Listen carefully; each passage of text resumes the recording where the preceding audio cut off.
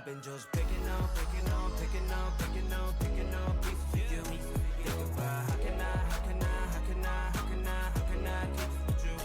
I've been just picking up pieces of you. Think about how can I keep you? 헤어지자고 아침부터 you've been going through my phone. 말해봐 내가 바보인 줄 알아 not alone. Yeah, you and I 날라가 cause we're flying for my problems. 바보야 I got problems popping bottles. 요즘 지한 밤만 때가 소주. 내가 미안하다고 I'm sorry about my 말투. 난 아직 생각나 그러지 마 꼭 돌아와. Don't you ever say goodbye. 또 애태우는 내 맘 문자 보낼지 몰라. Think about you all the time. Baby 아프지 마자 tonight. 전화하고 싶은 나 I've been sipping on the rocks on the vine. Let's just ride the life. Yeah. I've been just picking up pieces of you. Yeah, how can I keep you? I've been just picking up pieces of you. Yeah, how can I keep you? 서로 좋아하는데 왜 안 된 걸까? 벌써 1년 지났지만 I ain't doing alright. 매일 생각해 I've been struggling like every day. 하루하루 지나도 난 여기 있는데 You remember all the times 여기까지 왔는데 사랑하고 사랑 빠지고 너무 많이 지치고 힘든 매 Automatic kinda crazy 이제 떠날게 꿈에 나타나지 말고 나도 그렇게 해줄게 Picking up the pieces 그리워진 않아 이제 네가 행복하기만 바라면 baby today I've been just picking up pieces of you. Think about how can I keep you? I've been just picking up pieces of you. Think about how can I keep you? 시간 돌려봐 back in time I don't really know. Puzzle pieces lost baby I don't even really know. 이대로 가기 너무 아쉬워 But you know the time is up and we gotta go. 시간 돌려봐 back in time I don't really know. Puzzle pieces lost baby I don't even really know. 만약에 딴 인생 if we get another go need your pay it's okay I ain't never letting go. I've been just picking up pieces of you. Yeah, how can I keep you? I've been just picking up pieces of you. Think about how can I keep you? I've been just picking up pieces of you. Think about how can I keep you?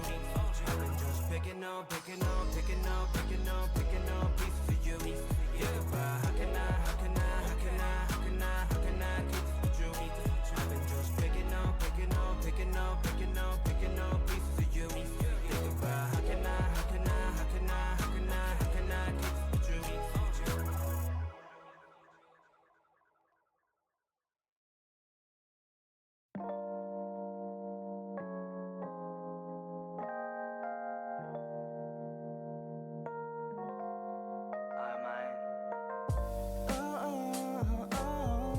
Thinking about the way we just watch. Thinking about the way we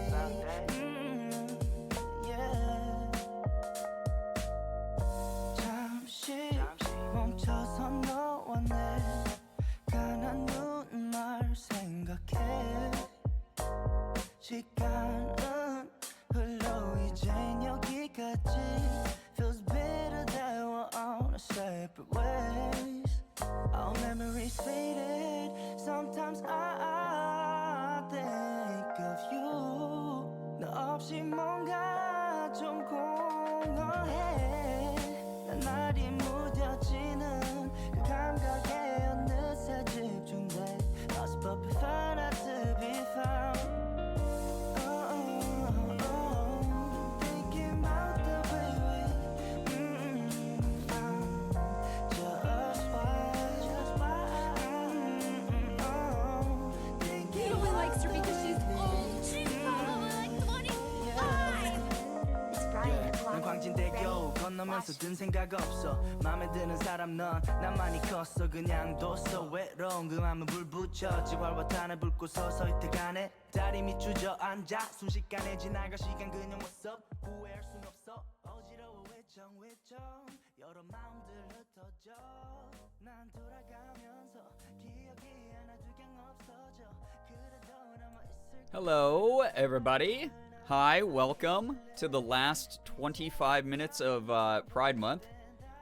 I was supposed to go live a little bit earlier, but I wanted to double check and make sure that, I wanted to make sure that Morgan got enough time to stream today because she hasn't been able to stream a lot recently. There's just been so much going on in both of our lives, and she's been very, very busy. So, I'm glad that she got to stream. I hope that a bunch of you stopped by. I hope that you had fun in her community. If you haven't followed her yet, please go follow her on Twitch. Go follow her on Instagram and TikTok. She's just been like blowing up recently. I'm really, really proud of her. And I don't know, like she helped me with tonight's makeup look a lot. Gave me some feedback on like, you know, the outfit I picked, everything like that. Helped me with my hair. So she's like the greatest ever, you know? So, yeah. Thank you to everybody, by the way, for joining tonight. I know it's a late start, but I'm really glad to have y'all here on the last night of Pride. Happy Pride. I hope you all had a great one if you are someone who is part of the LGBTQ plus community, or if you're an ally who makes the rest of us just feel safer and more normalized and comfortable. Like, thank you so much. Like, truly, thank you so, so much. Welcome everybody. Thank you so much, Little Red Low Bree, for the Prime for 59 months. I appreciate that. That is a long time. Thank you. Ren, what's good? Lard Martini, Val, welcome to the stream. Quick save kit. The dyslexia is kicking in already. Hazardak, what's up? Melanie, Slade with the 110 stream streak. I appreciate you so very much. Thank you. Andra Mixis, how we doing? Hello, Brookie. Welcome on in. Thank you. Hazardak, really, you got into Stardew because of me? That's wild, because even I was like a tiny bit late to it, I remember. But that's awesome. That's very, very flattering. Austin, what's good? Sammy Iami, hello. Jacob, hello. Hi, welcome everybody. Nice to have y'all here. Thank you, thank you, thank you for joining. Sally, might have to report from Adgeville later. Oh no, the worst ville to be a part of. If your sub has to expire or anything like that, it is what it is. But I hope that you're not buried by ads too much. Liz, hello, hi, welcome to the stream. Ira, what's up? Welcome to the stream as well. What are people doing? Hazardak, what the heck? No way. That is so wild. Thank you for the 82 months. Can we get a little bit of hype and pride in the chat? Thank you very much. Tons of pride for the last night of Pride. We are gonna go into July, and it's what is it? It's like Pride Month is June, and then July is like Pride, like Reparations Rage Month or something, like Pride Revenge Month. I can't remember what people have been calling it. Amy, hello. Liz, what's good? Nice to have you here. Loy, hello, hi, welcome. If I said hi to anybody twice, I'm sorry. It's just it's where my brain's at. I almost started crying while Morgan was doing my makeup because I was like, I'm so tired of feeling like I'm stuck in a time loop because things have been so stressful recently and I've been so exhausted. But I'm doing my best to push through it, and I hope that tonight's just a really good time for everybody. I hope we have a blast. I hope a late night Stardew can make some people, you know, feel less alone or be able to drift off to sleep and just like feel nice and comfortable tonight. Thank you to everybody for being here. Like, truly. Be gay June, do crimes July. Yeah, gay wrath month. That's what they call it. You're right. Thank you. Thank you for the term. Yoshi, welcome to the stream. Naray with the 115 stream streak as well. Thank you very much. That's so real. That feeling can be so hard to deal with. Yeah, I hit this point where like I saw myself in the mirror and my like sleep deprived eyes were like all red and puffy. And I was like, I almost started crying. I was like, am I just gonna like look like this forever because I'm just constantly stressed and constantly just sleep deprived, like not getting enough rest? And she was like, no, you're just working through stuff. You're healing. She's like, you're going to get through it, and I know that you're going to, you know, bounce back and be great, you know? So, yeah. But yeah, welcome to the stream, everyone. Eliza, hello. Pride Month typo, call it Pride Moth. A lot of people do call it Pride Moth, which is like kind of a funny joke that has started to spread a little bit. She's right. I hope so, dude. Here's my thing. It's really funny. I wasn't like trying to shade anybody when I was saying this, so please don't like dig too deep into it. But like I've had a lot of people in my circles of like content creators that I've been friends with over the years who have like struck it big. And like by big I mean not necessarily like they're millionaires or anything, but they're like people who are doing like a lot and are very prominent and well known like in the communities. And it's always weird to me because like a lot of the times I'll see those people like move on once they're like bigger than me or like they have more clout or whatever. And that's just the way it goes. It's like nothing that I'm ever gonna like, you know, fight them over or be like super upset about. But it's a weird mentality. Like I know that we're all watching out for ourselves. We all have our own personal issues and mental health issues and all sorts of struggles, things that keep us busy, things that keep us distracted.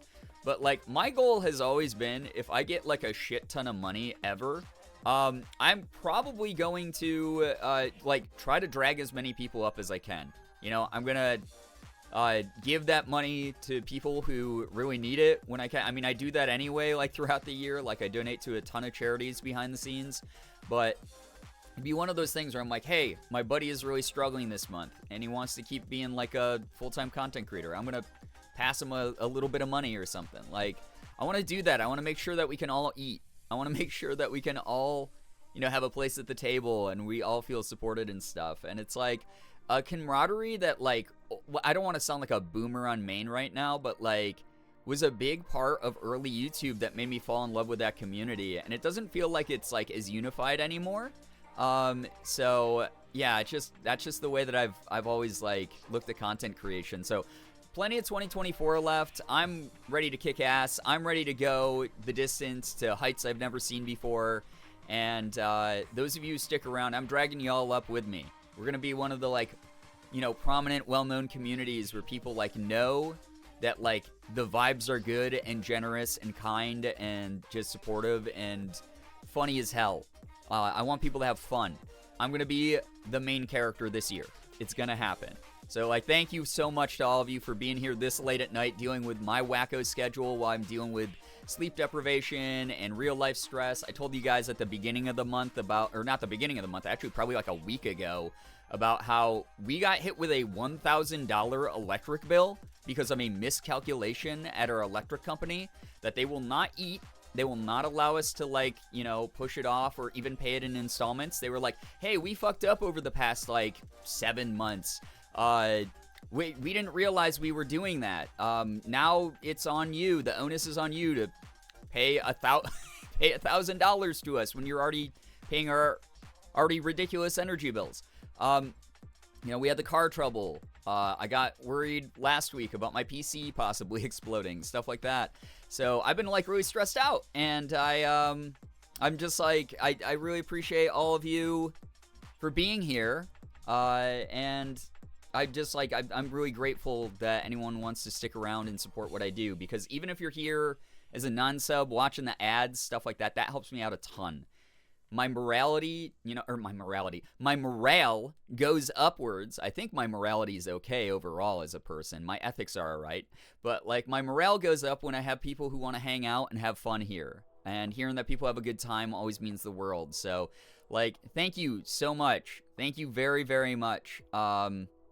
It really means the world. It just very, very much something that resonates a lot with me and this group of people here. Sometimes it's hard to watch those close to you succeed in a way you're working towards. Like, you want to be supportive, but you can't help but feel like just a little sadness and want. That's not really what I'm talking about, Andrew Mixus. That's like, that seems to align more with the idea of like envy or jealousy, and I'm really not that. It's more of like I long for, I have a melancholy for the like camaraderie that used to be a big part of content creation, and the groups of like people that I used to like be with, that we all supported each other.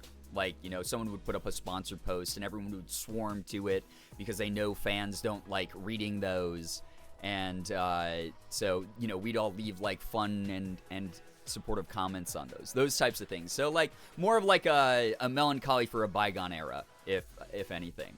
That's all I want to do as well. I've had so many people help me, but all I want to do is help others. I feel you, man, but number one, you got to help yourself. I want you to be concentrating on you, Austin, because you got a talent in there. You have so much skill. You're a great person. Looking forward to everything you do, man. I'm not on the screen yet. I just realized. Give me a second. I don't know how you don't prop up the people who propped you up when you're able. Good news. Give me 1 I've second. gotten There's a back very into long photography. good news Hobby that message gets with me bits. outside, and I'm going all in since the last time I've been in. Finally got a page on FB/Insta setup that's dedicated to it. Naturally, my first post had That's to be all the awesome. pics I got at Seattle Pride today. Hazardak, congrats. That's awesome. Very, very awesome to hear. Thank you for the 100 bits as well. I appreciate that.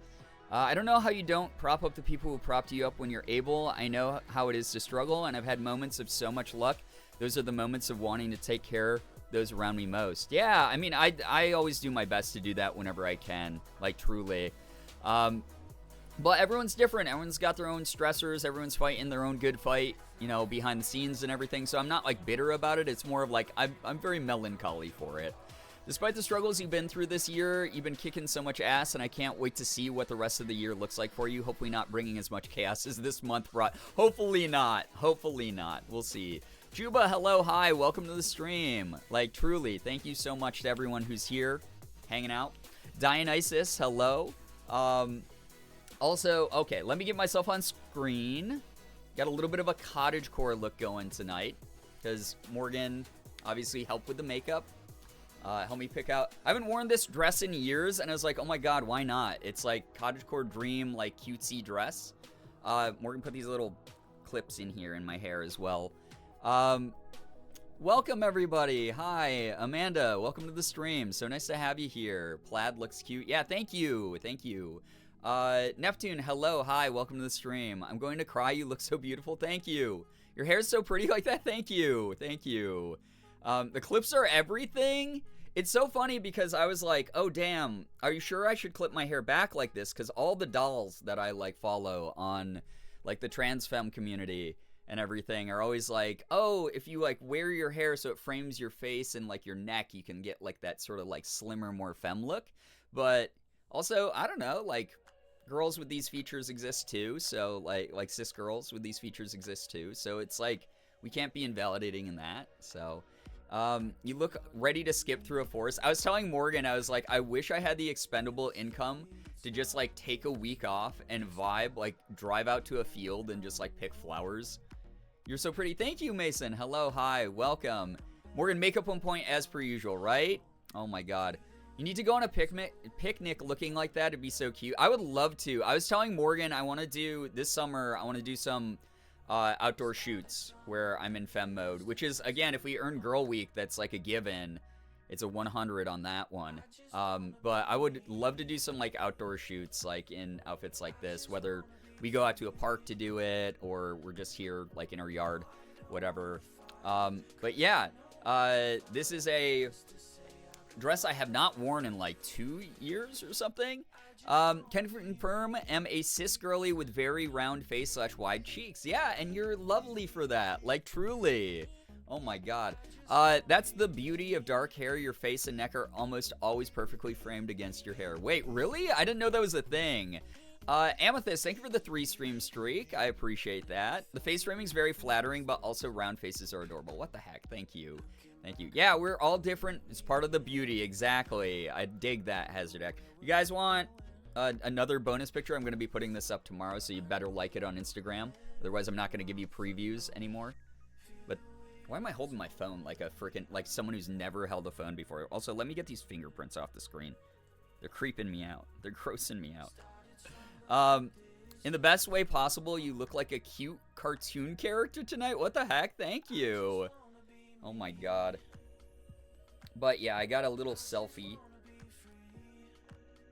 of the look. I always do this. Let me turn up the brightness of the phone screen too. There it is. That's gonna be going up tomorrow. And I'm gonna do the thing that always pisses off people and makes them scared, where I'll show off the dress.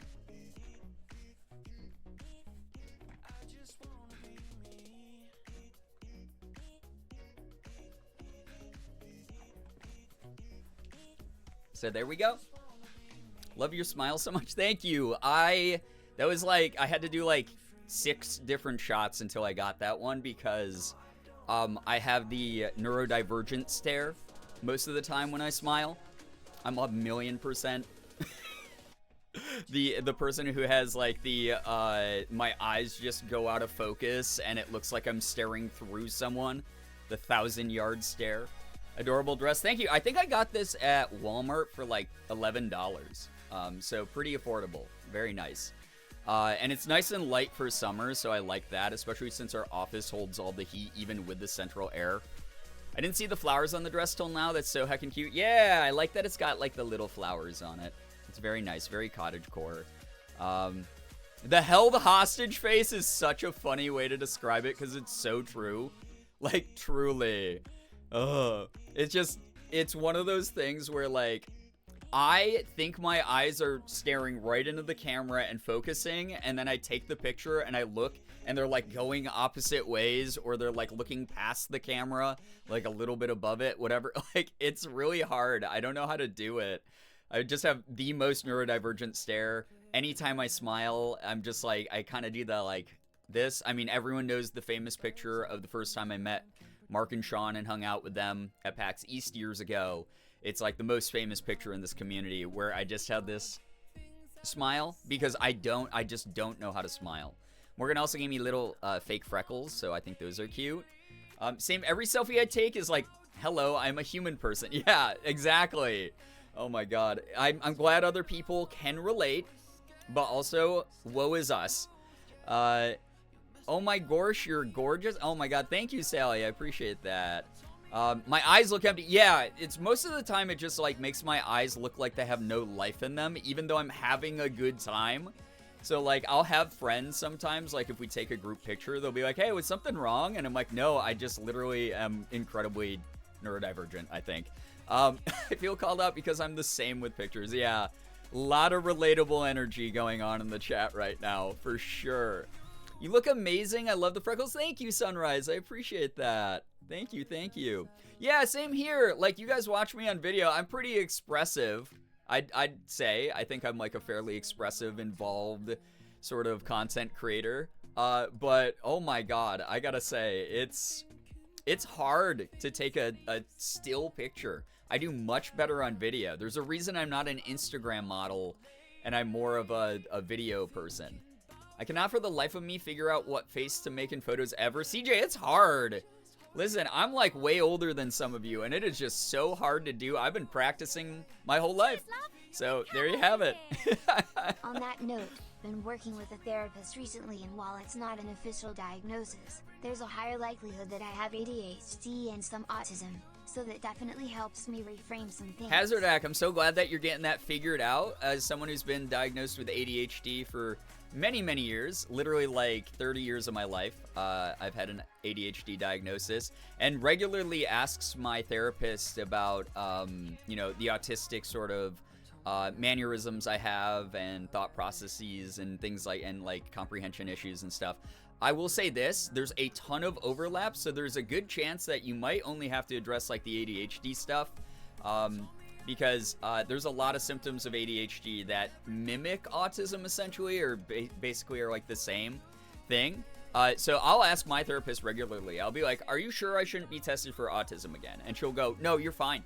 She's like, you have ADHD, not that you're fine, not like having autism would not make me fine, but more of like a, no, you have ADHD, and those symptoms you're naming are also like very like autism coded, but they are things that are, you know, just overlap. They essentially are the exact same in both diagnoses. So an autism diagnosis wouldn't even benefit you because you have these mannerisms that are common in ADHD that are also common also in autism, and have like that crossover, that overlap. So I'm someone who talks to my therapist about that fairly regularly. Catnap, hello! Seeing a lot of autism in the chat, so I'd like to remind everyone that even though Pride Month is ending, that July is Disability Pride Month. Wonderful reminder, truly. Catnap, I hope that you've been well. But yeah, good to know. Yeah, it's one of those things, there's a lot of research going into it these days, and I'm really happy to see that, because as someone who used to be in the mental health field, you know, we didn't have this much information back then, and it's wonderful to see it changing. Halloween, hello, hi, welcome, thank you for calling me pretty, I appreciate that. Put this pretty streamer on my screen. I know, you're so used to like weird gremlin boy, right? Poisonous, hello, nice to see you. Ouija Peaches, enjoy the Bioshock, enjoy all the hacking. Thank you so much for the lurk, appreciate that. Yeah, Audi HD gang, yep, very, very common. Gremlin Boy is pretty too. I don't know. I look like a disheveled mess most of the time when I'm in boy mode these days. I'm just like, I don't know. Like I said, I've been struggling with a lot of stress. The financial stuff with the, like, again, surprise, you owe $1,000 to this utilities company that you normally can budget for, and now you're like, what the hell's happening? And the car stuff and just the lack of sleep as a result of a lot of that stress this month has really been digging away at me. So, again, sorry for the weird schedule. Sorry if I've seemed a bit off or distant or anything like that during streams. And then, obviously, like, we had the recent incident in the community where I had to ban a longtime member. A lot of you missed that, I'm sure. You can read up on it, or read up about it on the Discord, if you just want, like, a brief summary. It's just a couple posts in the announcement section back. But there's just been, like, a lot of things that have, like, emotionally been stressing me out lately. I even have, like, a breakout of, like, acne on my neck right now that I'm assuming is a side effect of it. But just doing the best, you know? Doing the best I can, and I hope that I'm still bringing people, like, fun stuff to watch. That's like me with autism and CPTSD diagnosis, pursuing ADHD and OCD, but that's so much overlap, it's hard to tell what's what. Exactly. It's like a big mess of chords that are all tangled up. And the big thing that my therapist has helped me take peace in is the fact that, like, I might think I have one of those things, but the fact that there is those overlapping sort of symptoms and mannerisms means that if we're treating those mannerisms, then it's gonna, you know, help treat it across the gamut of everything. Because I'm someone who also, I have a CPTSD diagnosis, ADHD, you know, everything across the board, right? And she's like, the label kind of doesn't matter. We just want to put you on a plan that works for you. And that's something that has helped me out a lot as far as, you know, making peace with, like, oh, I might not have, like, a hyper-specific label, and that's okay, because I am getting the type of therapy that I need that works for me. I'm, you know, incorporating the type of sort of things to practice in my everyday life that, like, really work for me. And that's really all that matters, is the results, you know? For the longest time, my last psych had the same response to my autism questions till she looked at the updated research on AFABs with comorbid ADHD, and she said that I only needed the official diagnosis if I wanted accommodations. Exactly. Yeah, and that's a personal choice, like, very subjective. So, like, if you're someone who's like, oh, no, it just makes it easier to explain if I tell people I have this other thing as well, then that's great. If you're someone like me where I'm like, I kind of don't really need to dig into it that much if you don't think I do, that's fine. That's cool. I've always trusted you, and everything that you've done for me has been wonderful for my progress as a human being. Like, that's great too. Just do it your own way, you know? You don't have to apologize. That's a ton to deal with. It has been so much. I've been, like, my head feels like it's been spinning around like in a freaking wash cycle. But yeah, it's just, it's a bummer. That, like, so many of us went through life being like, oh, I think I have this thing, and then, like, it's not a bummer in the sense of we have the research now, but it's a bummer that we were left wondering for so long, kind of thing, right? My therapist is so wonderful. She's on the same track as yours in treating the symptoms regardless of what the cause is. Exactly. I love that. Me, when I describe something to my therapist, that's what I'm there for, and she gives me a diagnosis, that's what she's there for. Yeah. It's just like the day, I remember the call that I was in, because I was doing therapy from a distance at the time, and I, called her, and I was, like, in a video call with her, right? And she was like, oh yeah, by the way, I meant to talk to you about this, but from everything we talked about, I think that it's very fitting to give you a diagnosis of CPTSD. And me being like, raised in the environment where I was like, I don't have trauma, it's just weird feelings that I'll get over eventually. It's fine. Was like, wait, what? And she was like, no, that's like, from all the things that I've broken down from, like, our talks over the months, like, yeah, you have this thing. So it's always funny because I'm like, no, I don't. And she's like, but that's my job to tell you that you do. I just got the notice that I've been evicted to Adsville. I'm now part of the Gerb lower middle class. Oh no, Sally. I appreciate you watching ads though, helping fund the streams and everything. Thank you for being here. Truly, the people who watch the ads are God's strongest soldiers, because, okay, never mind, you have now avoided ads. Lloyd, thank you so much for helping fund rent for a month for Sally. so that she doesn't have to relocate to Adsville, and they can hang out here with us. Key, hello. Makeup Eats, thank you. Huge thanks to Morgan. Like, thank you. But yeah, exactly, Lard Martini. Focus on the behaviors and issues because that's what you'd be doing with the diagnosis anyway. Exactly. I'm proud of you, and I'm so sorry it's been so heavy. Life happens. I tell you guys this all the time, right? Is like, I've been through it. I've seen rock bottom before. You know, I've done so many things in my lifetime that some good, some bad, some, you know, truly like permanently damaging things have happened to me. There are some things that I was able to brush off. You know, the ups and downs of life, it just is what life is. So I'll get through it. I'll survive, and I'll figure it out. In the meantime, I'm going to just do the best to be the best version of me for all of you, for myself, for Morgan, for everyone in my life. You look amazing. Thank you, Jules. I appreciate that. Thank you. My therapist recommended the book Unmasking Autism to me, which has been super informative. My library even had it, so I checked out the ebook. I love it. There's a bunch of people who have actually talked to me about that book before. I think that if it brings you some sort of peace or understanding or joy, wonderful. I love that. Truly. I can't unpack now. Sally, come on. We believe in class solidarity in this chat. It feels that way sometimes. Nettles, hello, hi. Welcome to the stream as well. Nice to have you here.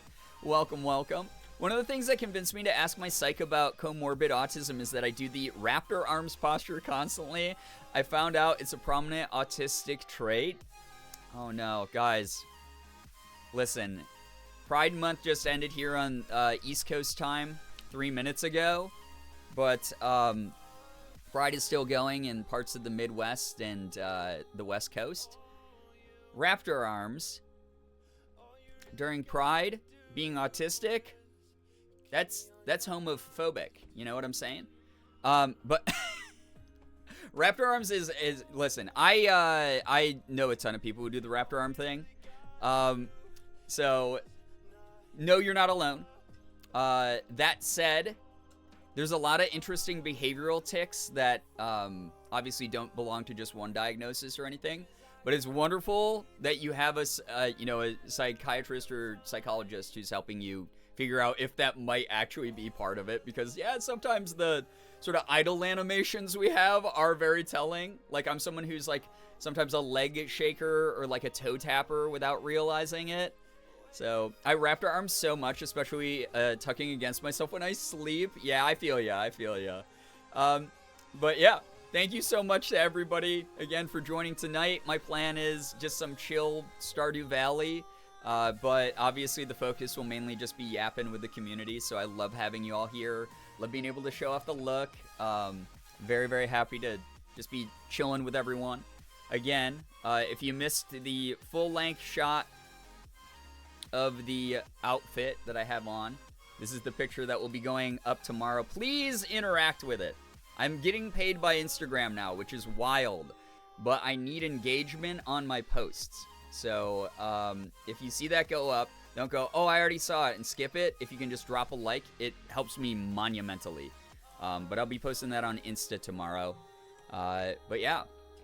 Autistic people are also LGBTQ plus at much higher rates than allistic, non-autistic people.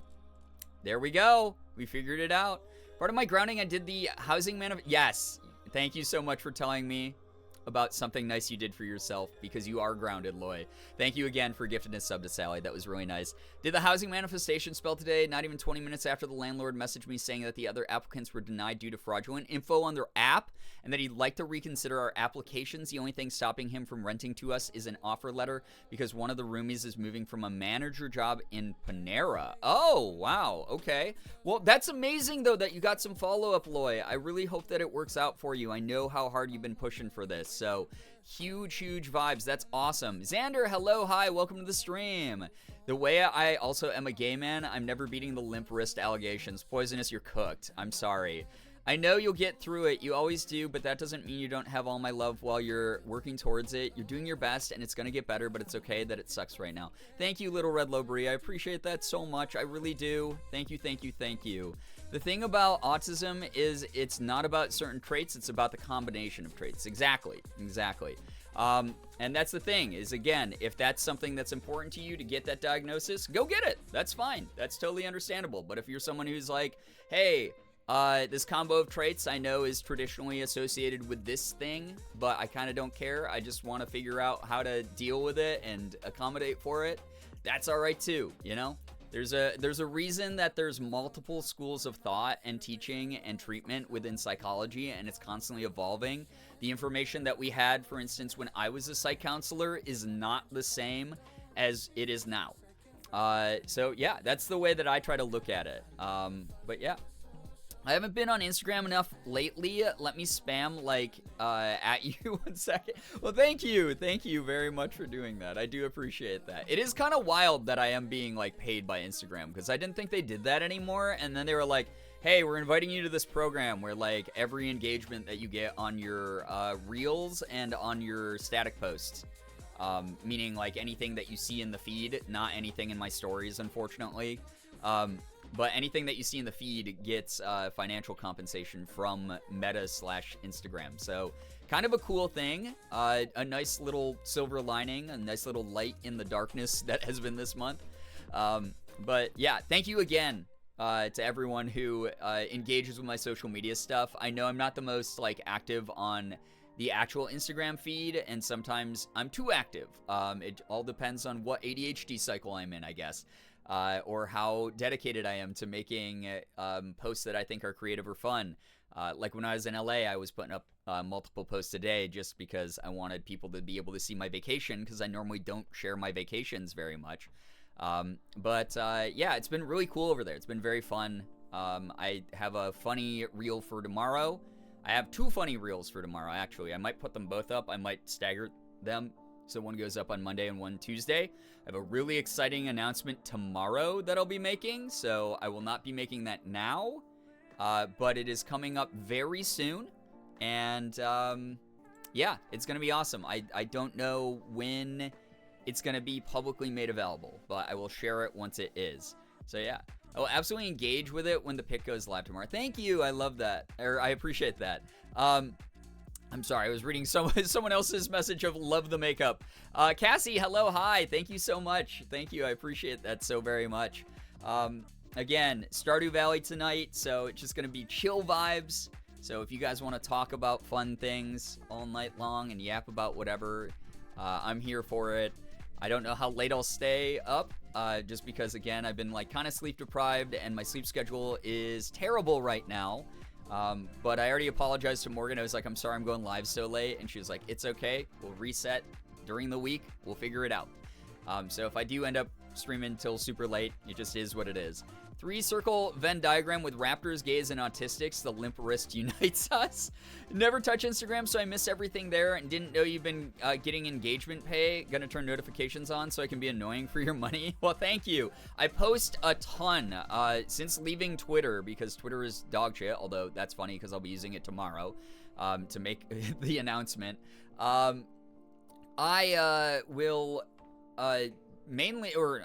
have been mainly posting Instagram stories to sort of fill the void that incessantly tweeting has left, because obviously I don't tweet at all anymore, really, unless like I really want to share something, and overall I just don't like that site. I don't. So I go on Instagram, I post a million stories a day. I normally put up a post every couple days, do a lot of reels, that kind of thing. So yeah, Twitter just sucks so much. It's really rough. It's like my least favorite social media now. So yeah, I'm very much an Instagram girly now, and that's just the way it's gonna be moving forward. Anime Fangirl, hello, hi, welcome to the stream. So nice to have you here. Welcome, welcome, welcome. I will do one more full fit, and then we'll move the stream forward. Get your good news ready. So by the time I sit back down, I can read some good news. Make sure you're congratulating each other and celebrating each other. Make sure it's something that we can all comfortably enjoy. I just always try to put that word comfortable in there. Again, nothing dealing with like death or anything that made people uncomfortable last time. So just make sure that it's something that we can all celebrate together. So yeah. Yeah, exactly, Hazardak. Once Elon took over that site, it became even worse. It was a lost cause. So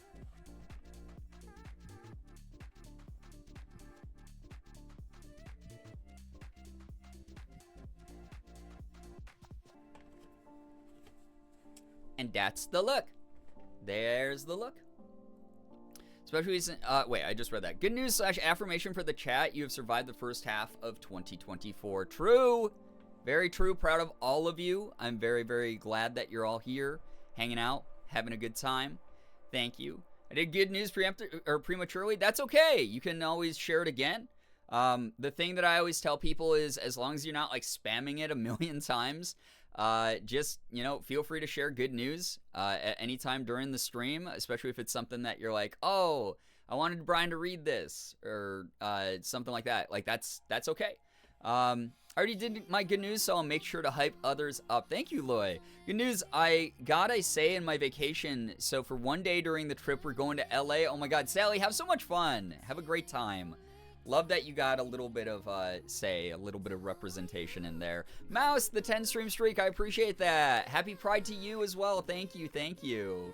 Happy Pride, pretty lady. Oh my god, stop. Thank you. The never-ending march of time, true. Good news, I'm currently playing Shadow of the Erdtree and have already defeated a couple bosses. Let's go. Gamer moment for you, Sammy. Good news, I've had such a solid group of friends since moving here that are always here for support or to gas me up in my photography or other passions. Hazardak, I love that so much for you. Again, congrats on launching all that stuff. That's wonderful to hear about. Good news, I picked up one of my hobbies I abandoned a while back, and I'm super excited. Just a little writing, but I'm still happy. Hey, that's awesome, though. Anytime that, like, you know, I hit a creative block, and then I can get through it and start doing something that I, you know, had to let go of for a little bit or whatever, it's the best feeling. I love that for you. Elon took away my greatest parasocial achievement to date. The guy who made the Saw Such and Cities movies followed me, but deleted his account when the Muskrat took over. Oh no, that's wild. That is so wild that happened. Are you talking, you're not talking then about Jason Wan, you're talking about, I think his name's like Leslie or something like that. Is that who you're talking about, Eliza? Good news, tomorrow, the second here in Australia, is my birthday. Hey, happy early birthday. If it's your birthday, next time I stream, we'll make sure to all wish you a happy birthday, Quick Save Kit. Hi, pretty people in my pewter. Aw, I love when people greet each other that way. I don't know, it's both silly and cute. I'm getting my Hot Girl Summer whether they like it or not. Hell yeah, that's what I want. I want Hot Girl Summer.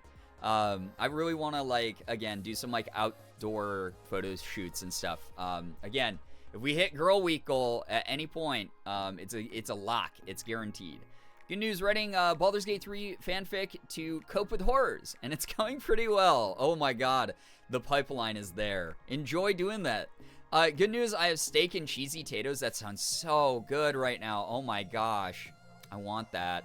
I guess good news, I'm taking advantage of my Xbox Game Pass. Mellow Minty, listen, they've added so many amazing games to Xbox Game Pass. It's so fun. Lee, yeah, thank you, Morgan. His name's Lee. That's right. Thank you. Well, I am an Xbox gamer a lot of the time. Mainly when I work out, I boot up my Xbox and play something from Game Pass every time. Good news, despite 3 bits of atrocious luck this weekend, the sleepover I had with my besties last night felt like a full circle from the sleepovers we used to have way back in high school, and it was immaculate vibes. I love that. That's so cute and so fun, Liz. That's so awesome. Good news, I actually finished a submission to a writing competition before the deadline like a neurotypical person. I'm so proud of you, Poisonous. Way to go. Way to mask for that competition.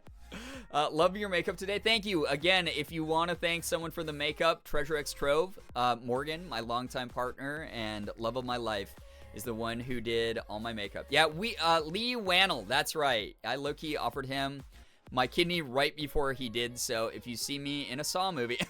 I found out I enjoy cooking. That's awesome. I love cooking. I keep telling Morgan, I haven't had the, like, passion to do it recently. Just because I'm going through stuff. My mental health has not been great the past couple years, but it's getting slowly better. I keep saying I feel the frost starting to melt away, that kind of thing. But I used to take so much joy out of cooking, and I haven't done it a lot recently. So I really want to hopefully get back into it by the end of this year. Again, lots of goals for this year, which when I was super depressed, I didn't have any goals. I just was like, but the goal was survive.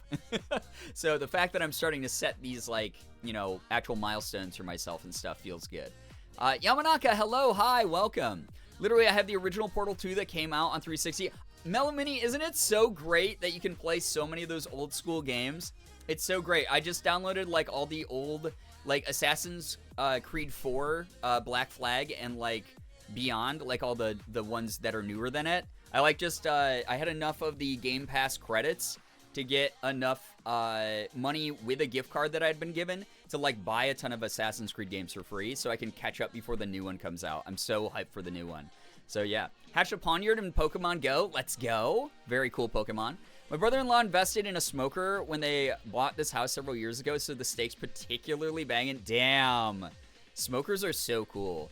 We watched stupid movies all night, Strange Magic and the 2 Camp Rocks, and it was so much fun. Liz, that sounds so good. That sounds like incredibly innocent, fun, like restorative vibes for sure. Juby, hello, hi. My good news is I got to put makeup on a cute Uri today. Oh, thank you, Morgan. I love you. Thank you so much for all the good work you do. Great lady, hello, hi. Hi, Brian, you look very pretty. Hi, mods and chat. I'm sad, so I'm going to go back into my dark, dank cave. I'm so sorry you're feeling down. I hope that the stream vibes are something that can help lift you up, and I hope you enjoy your lurk. Thank you so much for being here at all, great lady. Thank you, thank you. Good news, got to go swimming at this gorgeous river with these pools that feed into each other at a decline and create these crazy natural water slides. That's dope as hell. That's really cool. There's a park here in New York State called Taughannock Park, and at Taughannock Park, they have these gigantic pools that you can, like, jump off of. They're very low cliffs, but it's like, it makes you feel, especially if you're like an amateur like me, it makes you feel like you're cliff diving, because they're only maybe like 20 feet high, but then there's these super deep like pools of water along the riverbed that comes off of the really super tall waterfalls. And as a result, you can like jump off these cliffs into those without any fear of hitting the rocks, as long as you jump towards the center. And it was one of the coolest things I ever did when I was younger. I haven't been back to do it, but I really want to do that. You're slaying. Thank you, Juby. I appreciate you. I still love that I desynced Assassin's Creed 3 in one of the first missions because I killed George Washington. Listen, I will say this. I haven't played Assassin's Creed 3 since it came out on Xbox 360, but Morgan and I used to be very, very into those games and all the lore. I love the idea of like the apple and the artifacts, explaining why these certain men came to power and certain things happened in the sort of history of humankind. Those were my favorite things about Assassin's Creed, is the like quasi-fictitious history that was like woven in. I loved that game because A, I was like, dope representation because we have an indigenous hero. And B, there were moments where I was like, I'm really frustrated with this mission. Oh, that's a famous white dude, colonizer from American history. I am just gonna walk up and stab bro. And it was weirdly cathartic. I would do that. I did, because I already do that kind of thing in like Grand Theft Auto or something. You know, you get to like the story mission where you're like, oh, I know that guy is now like the bad guy. What happens if I kill him before the like twist happens or the reveal happens? Oh, you lose the mission. I'm just gonna do it for fun because the like actual mission is annoying. I did that in Assassin's Creed 3 all the time, where I'd be like, oh wait, George Washington's there. I know what I must do. Neither have I. I got the metal case pre-order. Oh my god, I am so excited for the new Assassin's Creed. The fact that we have finally the Ninja Assassins game that we've always wanted, which I'm a little bit nervous it's not going to live up to expectations, because this is the setting people have wanted since the Assassin's Creed series came out. Like, what, they're so old now, like 15 years old or something crazy, right?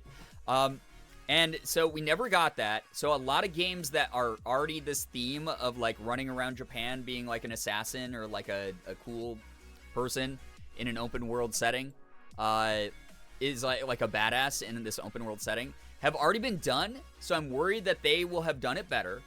But I'm very, very pumped about it being set in Japan and you're actually a ninja. And then you also have you have a historically accurate black samurai. You have a historically accurate character from some Japanese tales that has been worked into this mythology and lore of the Assassin's Creed series. So that's really cool. It's very good representation. It's like very, very exciting. So yeah, I love Assassin's Creed. My original Assassin's Creed 3 game was bugged though, so I couldn't finish it. Oh no, I'm so sorry. That game was like the buggiest one that they had put out by that time. And I know they didn't go back because, unfortunately, Ubisoft is not great about that kind of thing. They never went back and they never, like, patched it until, like, the remastered version. So I hope you've been able to play remaster since then and beat that. I never beat Assassin's Creed 4, which is why I got it. You know, I bought that for, I think it was on sale for, like, $5 on the Xbox store. So I just bought it on that, and I'm gonna play through that and Rogue and Syndicate and Unity and all the ones I missed over the years. But I'm very excited to like dive back in, and then maybe I'll play the new one on stream because I think it's gonna be pretty interesting and cool. But yeah.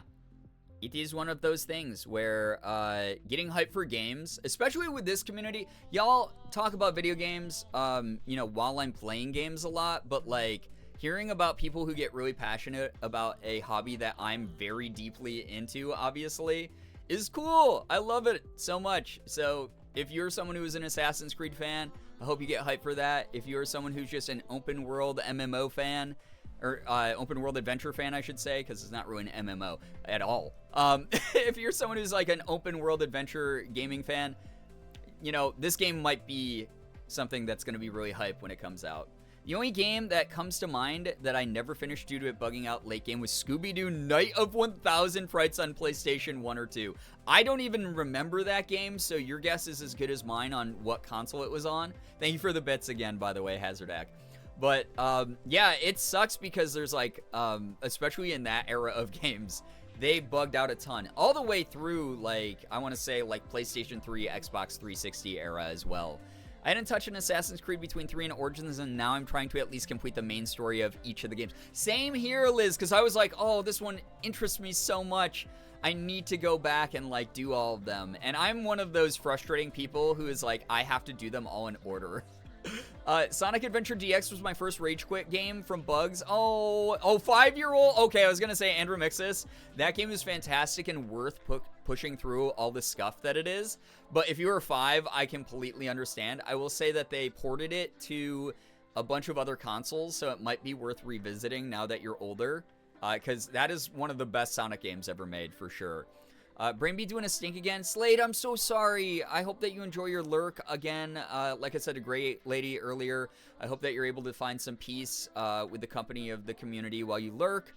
I hope that you're able to start feeling a little bit better from whatever vibes we can bring to you. But thank you for being here. Sometimes I lurk and play the games as you do for funsies. Hey, parallel play is like my favorite thing people do. Like when I'm playing like Stardew and y'all are telling me about stuff you're doing in Stardew, or I'm playing Elden Ring and you're telling me stuff about Elden Ring. I love it. It's so great.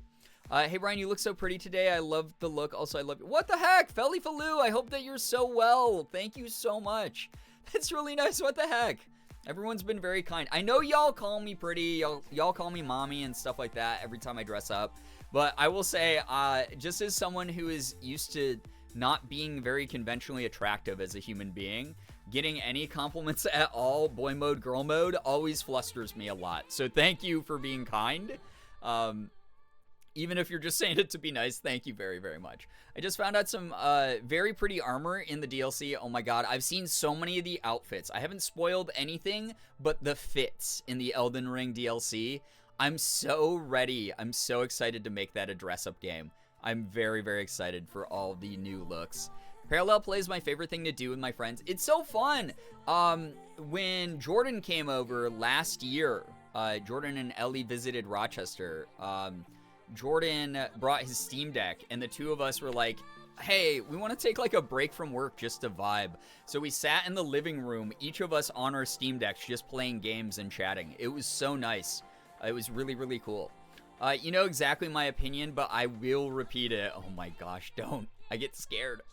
Absolutely not. I mean it all the way. It looks so good. Oh my god. Thank you so much, Felly. I really appreciate you. Thank you.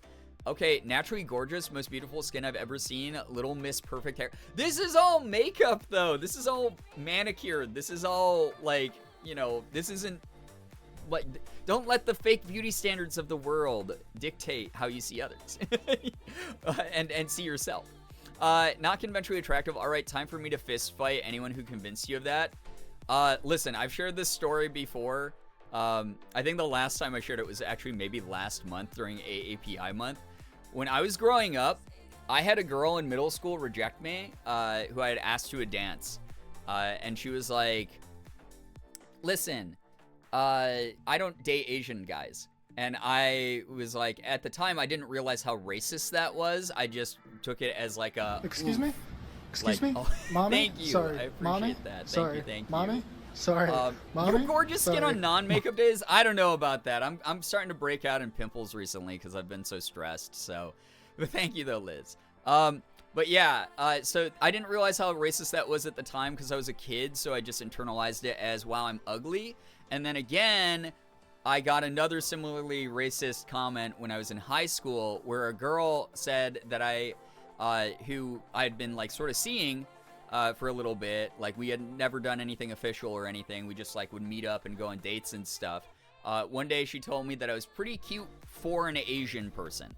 And that has stuck with me. I was like, oh man, I was 16 at the time.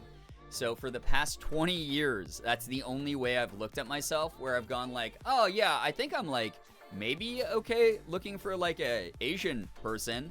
But for traditional beauty standards, I'm probably kind of mid, I guess. So I've never really had like a very good perception. I know I'm too close to the source. But I literally don't know what I look like. I have like pretty intense like body dysmorphia and everything. Like I don't think that, not to the point where I'm doing anything unhealthy to myself, but I will look in a mirror and I'll be like, oh God, I hate how I look right now. I'm so ugly or whatever. And Morgan will be like, no, you're not. Like you look so good today. You look like even better than you normally do.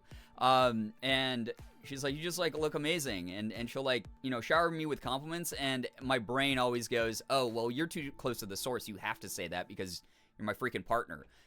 So that's like how my brain always interprets, like anytime someone's like, oh, you look so cute or you look so pretty when I'm like in girl mode, or if I'm in, guy mode and they're like, oh, you look so good today or whatever. You're like, dude, like love the fit. Like you look awesome. I go, wow, they're really just saying that to be nice. And inside my head, I'm like, I looked at myself in the mirror. My eye bags are a mile deep. My hair looks like shit. It's all disheveled. My eyes are stupid. Like, I just sit there and I pick myself apart. And that's my personal dysmorphia. But it's something I'm working through in, like, therapy and just, like, by trying to, dress up more or, like, try to change up my style. You guys all love the, like, black denim jacket with, like, the roses embroidered into it. Like, it's one of my favorite jackets I've ever bought because it makes me feel really confident.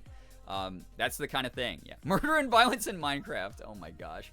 It was said that I was cute, but I was chubby and Asian at church camp. Oh, no, Juby, I'm so sorry that happened. That's so awful. That's so terrible that anyone would say that. Here's my thing. I don't know. It's just I don't think that aesthetic looks are the most important thing in the world.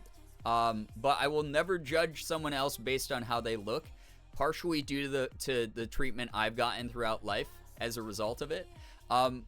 And the only time I ever stoop to making fun of people's looks or physical attributes is when it's something that they have attacked someone else for or gone after. You always get the like dudes that look like a living thumb with a face.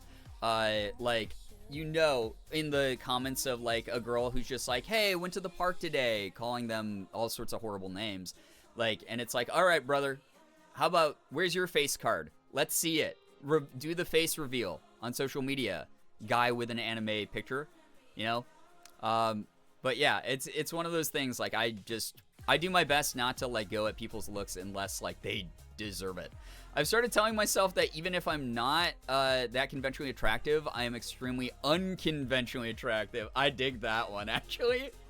I kind of dig that, Poisonous. It's like, you know what? Like I'm kind of like it's like Cillian Murphy, like. He's not appealing to everyone, but some people are like, oh, that, like, scrawny, lanky, like, Irish white boy with the, like, weird sunken-in eyes does something for me. Like, so many people find him hot as a result of that. So, like, I dig it. I get it. I've only have 30 minutes left to be gay. Also, good news, Pride today was even more fun. I got to... some fun stuff. I'm going to send a photo to the server tomorrow. Yeah, Wallowy Willowy. That was like my mouth was full of cotton balls for a second. I'm glad you had so much fun at Pride. That's amazing. Brian, how long have I been watching watching for many reasons, but wait. How long have I been watching Face for many reasons, but also what a beautiful face. I hope it isn't uncomfortable to be told something complimentary. I don't blame you if it is, but I hope you can trust there's earnestness in the things people tell you, even if you can't see it. My big thing for compliments recently has been, this is therapist mandated, that I say thank you so much. I appreciate that. I don't go, no, not me, or something like that. It's Killian? Oh, it said Killian with a K sound? Oh my god. Someone, you know what's funny? I originally said his name that way, Liz, and then someone corrected me and said, no, it said Cillian. And I went, oh, okay, I wouldn't know, so I'm not going to question it. So they made me say it the wrong way when I had been saying it right originally, apparently. What the heck is that about? Oh my gosh, you don't have to be attractive, but also you are. What the heck? I appreciate that. That doesn't make me, it doesn't make me uncomfortable because of like a love bomb or anything. Like, I know you're not someone who does that. It makes me uncomfortable only in the sense of I'm not used to hearing those types of compliments, and I am someone who is like, I don't know what to do with the information that someone else finds me actually like, you know, like okay looking or whatever. So thank you though, like thank you so much. Definitely doesn't make me uncomfortable in like a uncomfortable way, if that makes sense. It makes me like go, oh, that's such a foreign thing to me.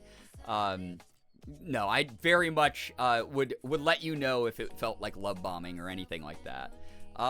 It's true. Oh my god, thank you so much, Felly. I don't even know, like, it sucks. I don't have a feed that lets me know that you spent like bits to make the message look like this, right? Because that's cool that it does that, but I don't have like a feed that shows me if like bits popped up on the screen from these new in-chat things where you can like make the emotes big and whatever, do like the emote on-screen party. Thank you very much, if that is what this message is being sent through. It's true, aesthetics is fake and made up, but also I'm not lured by conventionality as an ace person. I can definitely recognize a pretty fucking person. Holy shit, what the? Belly, thank you, oh my god. The end of that escalated so much I was not ready for it. That was very sweet of you, thank you. I really appreciate that. I learned that the hard way. Oh my god, Liz, what happened? Is there a story behind the Cillian mispronunciations? Also, when you grow up being bullied a lot, receiving compliments can sometimes feel like, okay, you're lying, or where's the joke? Yep. I literally had a girl ask me out when I was in grade school still because they wanted to tease me. Her and her group of people dared her to tease me by pretending to ask me out. And then I said, wait, you're interested in me? And then, yeah, I've talked about it before. Not to open up any doorways where we all trauma dump or anything like that, because that will make chat uncomfortable. But, yeah, I am someone who got heavily bullied, so I just assume people don't really mean it and are just trying to be nice or are about to prank me.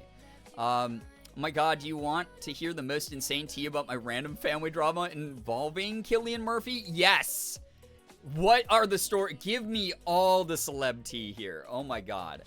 Got asked out as a joke. Gang, rise up. Oh no, I'm so sad that I'm not alone, but I'm glad that I'm alongside nice people. Oh my god. But yeah, thank you very, very much. That is a very true thing. Thank you for understanding that, like, my nervousness and anxiety around, like, people who say nice things about me is very much from, like, just being mercilessly bullied, which is why I always stick up for all of you. When someone comes in and tries to troll, it's why I stick up against a lot of bullies who I can sense are just so used to going into spaces and disrupting and being terrible and sucking all the oxygen out and being just like truly horrendous and never challenged. I will be the one who challenges them. I will absolutely uppercut them into the fucking moon, you know? That's the way that I operate. And like I said, I will not hit below the belt until I see that that's something that means something to them. They're out there insulting the way other people look. There's a good chance that they probably only care about looks. And if I tear down theirs, maybe they'll shut the hell up. And that's how I've been, you know, do no harm, take no shit my whole life. I'm 90% sure someone tried to do that to me, but I kept rejecting them, which is hilarious. Poisonous, that's so funny. The Uno reverse. Oh my god, that's so funny. Sometimes I would get hit on and I wouldn't know people were hitting on me because I'm just so used to people not hitting on me until like other people were like, dude, she was like, clearly, she asked for your number, and you were like, oh, sorry, I don't give my number out to strangers. Like, what's wrong with you? Like, and I'd be like, I don't know, I'm neurodivergent. Well, we didn't know I was, like, we didn't call it neurodivergent back then, but I was neurodivergent, and I was a bullied kid, so I had no idea that people were actually being serious. My story is just tween me making an ass of myself in front of friends. Oh, got it, Liz. I thought there was like, oh, I went to a meet and greet and I met Cillian Murphy and I was like, Cillian, I love your movies. And he looked at me and said, that's not how you say my name. That's what I thought it was going to be. But if I'm at work getting complimented on my appearance, feels weirder, but at Pride, I don't mind. Yeah, there's something about being within your own community where just like, I don't know, like we all understand each other because a lot of us come from similar backgrounds of being marginalized people, and it's just like there is a togetherness and solidarity, and it's always nice to just have other people be like, oh my god, you look amazing, queen, you know, like, I don't know, there's just like a vibe to that, especially at Pride. You're doing great practicing accepting compliments. I had to frame it like I can accept that they see me that way and feel that way. Yeah, my big thing that I will say to people is I'm so thankful that you feel that way. Or I'm so thankful that you believe that I am attractive or something. You know, that's the way that I have I deflect and unfortunately diminish sometimes. So I'm working on not diminishing and just saying thank you so much. And it's a very hard thing to navigate. But yeah, that's happened to me too, getting asked out as a joke, but I said no because I was in middle school and felt like I was too young to date anyway. That's God. And wait, and knew that at the very least him and his friends were jerks to my friend. Yeah, man, sticking strong to your gang. I dig that. But yeah, Andrew Mixus, enjoy your shower. Thank you so much for hanging out. And if you can't come back, if you do decide to come back, it will be wonderful seeing you again. I would have died, Liz. I was like, am I about to hear like the craziest story of all time about like Cillian Murphy? Now I have to like watch myself because they shamed me. They were like, oh, you say Cillian that way? Oh, that's so American. And I was like, oh, okay. I don't know anyone with this name. So is it, okay, it's Cillian? All right. And they were like, yeah, that's the Irish way of saying it. And I was like, okay, all right, cool. And so I just like made sure I learned how to say it, Cillian, and apparently that was wrong. I babysat for my cousin for a week at the beginning of the year, and she was like this millionaire, and he's met and taken photos with Cillian Murphy. And so this man was cheating on my cousin. What the hell? Wrong, bad. Sent this photo of himself and Cillian to his mistress, and she was like, you could be twins, and she's also married. So she put his name in her phone as Cillian. Insane. What in the world? Oh my god, that is piping hot tea. Did the family resolve this? Oh yeah, and not recognizing being flirted with after being bullied pipeline is real, not to mention apparently I can come across a bit intense. I'm also a very intense person, so I feel ya. And yeah, fuck gender roles. Exactly, Hezardek. Thank you for the bits. I really do wonder if people have hit on me without me noticing. The times I've been asked out, it seemed really out of nowhere. Yeah, it's like, oh, I didn't know you were even interested. Cool. Getting compliments from women and fellow queer people is always welcome to me, but cishet men of any age or background throwing hands. No, I feel I'm like so much more comfortable in like feminine and sapphic energy whenever possible.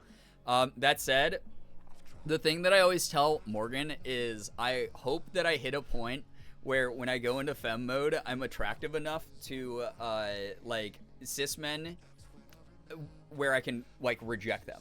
You know, where like people leave those comments under pictures where they're like, on my hands and knees for you, queen. And it's like, well, thank you. Not really interested, you know?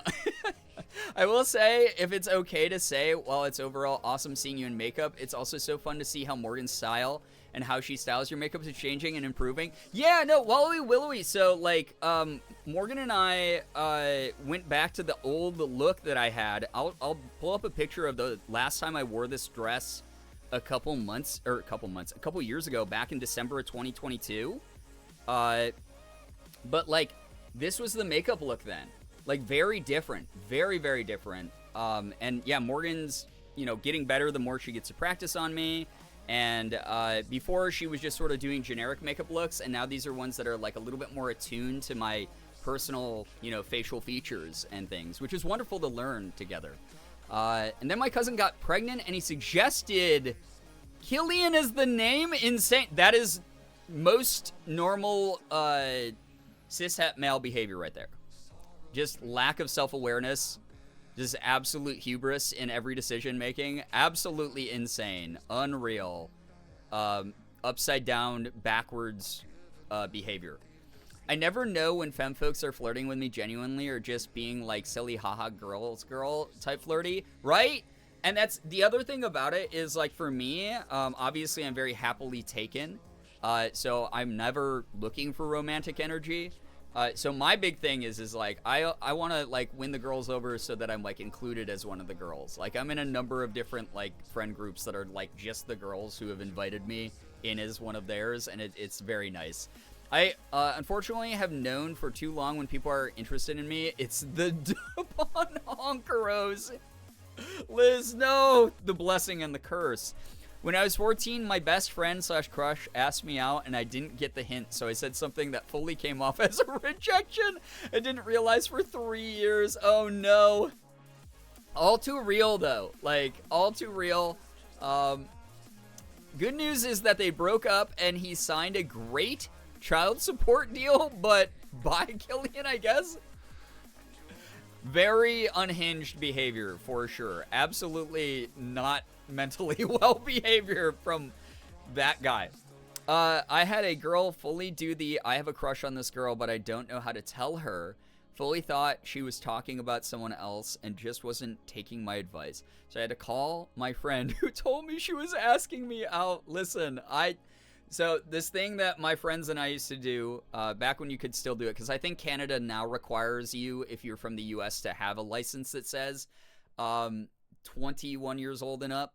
So I think that it's like, we know you traveled from a place it's illegal to drink at the age of, like, 19. So I don't know if they still do, like, 19 drinking age for non-Canadian citizens. I know they were trying to enforce that for a while. Maybe it was just something they tried and they don't do anymore. But when I was in college, when I was 19, my friends and I would go up to Canada, and we go up to, like, Niagara Falls, and we go to the casino, and we drink, and we go to the clubs, because we obviously weren't old enough to go into the clubs near us. We weren't 21 yet. So we'd go up to Canada, we'd go to the Canadian clubs, and I had a waitress straight up bring a check back. They had like a waitress wandering around this one club with just, like, a drink tray, and you could buy a drink, like, right from her. And then she'd go back to the bar to charge you and bring back your receipt to sign and everything like that. And so she brought back, like, she, like, came around, and we were just, like, talking. And I was just making a joke, because I'm stupid, and I just make jokes. That's the only way I know how to communicate. But for some people, that comes off apparently as flirting. And some people, it just is, that's just what Brian does. But I was making jokes, and she was giggling and doing the, like sort of thing. And I was like, oh, it's so cool that she thinks I'm funny. And then my boys were, like, hyping me up. They were like, dude, she's so into you, man. She's giggling at everything you say. And I was like, she probably wants, like, a really good tip. And she's, like, working really hard in this crappy, sweaty, smelly club. I'm going to give her a good tip. And they were like, no, dude, we like, swear she's, like, flirting with you. And I was like, there's no way. And then she brought back my receipt near the end of the night, and she had left her phone number on it.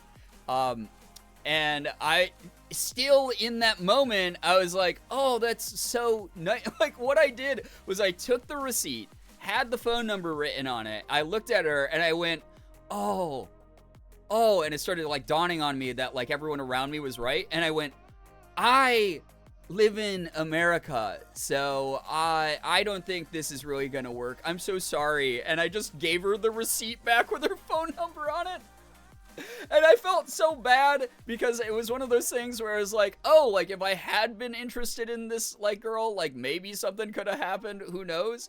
But, like, it's the only thing I knew how to do in the moment was like, oh, I didn't realize you were flirting with me till you gave me your phone number, and now, yeah, I don't live in Canada. Like, and I felt really bad, because, like, she was cool. She was fun to talk to and stuff. Like, maybe something could have happened if, like, I did live in Canada. But, like, I had no idea that's what she was. She like, did the, like, oh, I don't, yeah. I was like, how's the night going earlier in the night? And she's like, oh, it's not great, but I get off at 1. Do you think you're going to stay in the club till 1? And I was like, No, I don't think we're staying that long. Like, I just did not pick up on shit. I did not pick up on a single thing. I was just like, yeah, we're probably not sticking around till 1. We're just gonna have a couple drinks, and I'm kind of tired. I had no idea what was happening.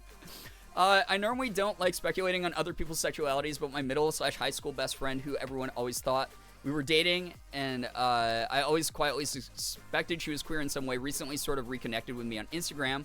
She has only liked one of my post-stories, and it was a story specifically about the song Lunch by Billie Eilish. Interesting. Excellent song, by the way. I'm sitting here like, how do I take that, and how am I supposed to reach out over DM now after that? Oh my god. Good luck to you.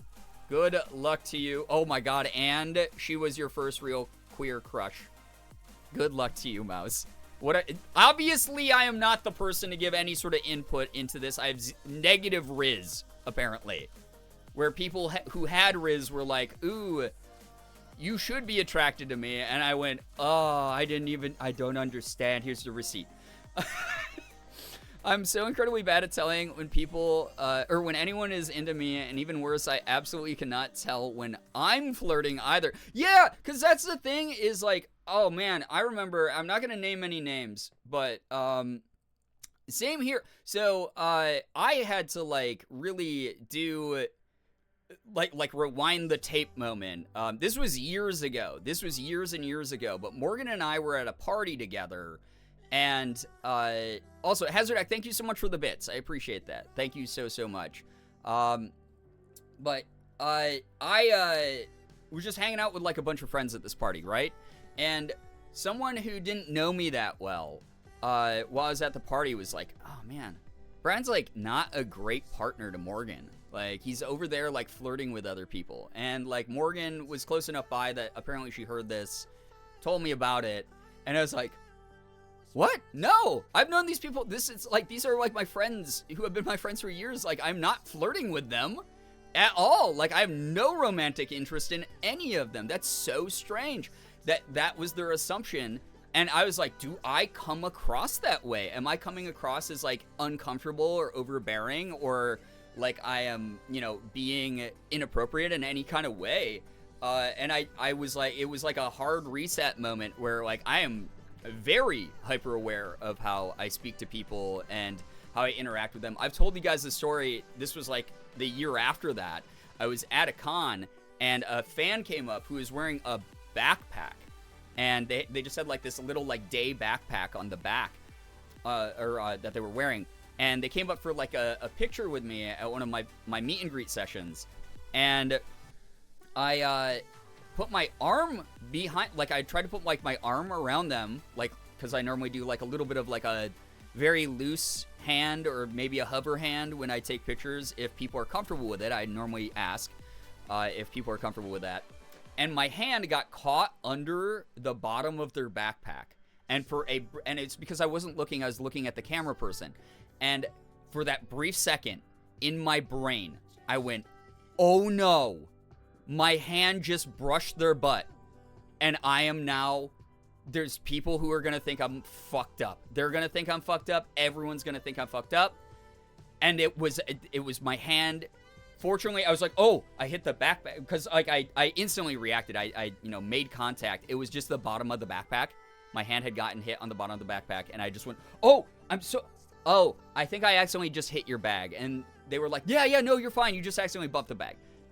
And I was like, but it was like crisis alarms in my brain, where it's like, I don't want to make contact with anybody if I can help it. Like, that's just the person I am. So, yeah.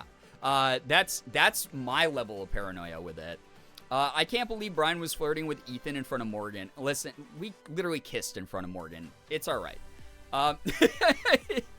Accidental ass brush is my worst nightmare in the world. I am terrified of something like that happening, The backpack's butt. Yeah, I hit the backpack's butt, not the person's butt, fortunately.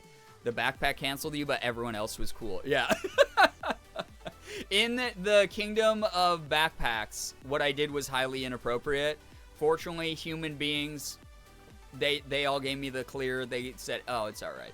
No, that is like, if you ever meet me, if I ever do another meet and greet session again at a con, or like if I, you know, if you just like run into me randomly in the wild, as some people do every now and then, if you want a picture with me, you will notice I bring the arm up from my side long before we are anywhere near each other, so I can then like hover hand after. Like that is my technique now. It's ingrained in me. It's very automatic, unless I'm like with a group of friends where I'm more relaxed and I'll just do it, you know, like. But that is that was a moment that like was the near miss that made me go, I have to be a little bit more bodily aware of what I'm doing around other people. Because the worst thing that I can imagine is accidentally making someone uncomfortable by accidentally, brushing an inappropriate part of them.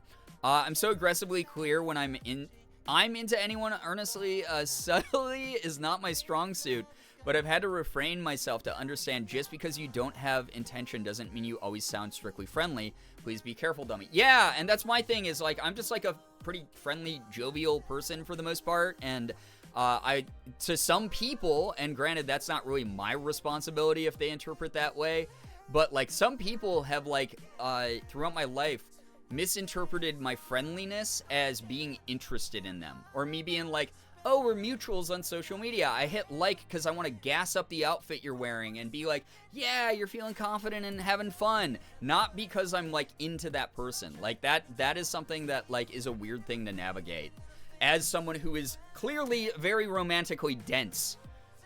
So yeah, I'm grateful all my accidental butt touch incidents have been with friends, because then the butt toucher just goes, oh my god, I'm so sorry, and then the person whose butt got touched usually just nonchalantly goes, do it again, I liked it. Yeah, exactly. I don't mind it in groups of friends. We're getting out an apple box so she can put an arm around a taller Listen! I'll do the mid, like, waist backs, like mid-back, like, high-waist thing sometimes for really tall people, because I've met fans who are, like, 7 foot tall, and I've been like, are you sure? Rizz a girl's girl? I try to be. That's the other thing, too. It's like, today I left a comment on my friend Shovel's outfit that she wore to emo night, and I'm sure some weirdos out there, because apparently boys and girls can't be friends, or, like, people just can't be friends without being romantically attracted to each other. I guess that's just the mentality you have when you're an incel and have never had romantic interactions with anybody. But like, I left a comment that was like, oh my god, the outfit like is so cool or something on her post, because obviously I like pretty clothes. I like fun makeup looks. I'm going to compliment my friends especially on those things. But to some people, it comes across like weird. So, like, you always have to be careful you're, like, spacing out that stuff so it doesn't become a love bomb. And, you know, that's just navigating life, you know? I don't really like pictures with arms around. I've had a lot of tiny friends and constantly been the tall friend as a kid. Unless I'm close friends with someone, so I'd always go for the peace signs. Oh, yo, Ren, you're you know, so easy then. Because, like, I have had so many people take pictures of me where I go, are you comfortable with an arm around you, or what do you want to do? Normally what I do, so that it doesn't become an uncomfortable question of if they want contact or not, I go, what pose do you want to do? And 9 times out of 10, they go, oh, do you want to just put arms around each other? And I go, sure, cool.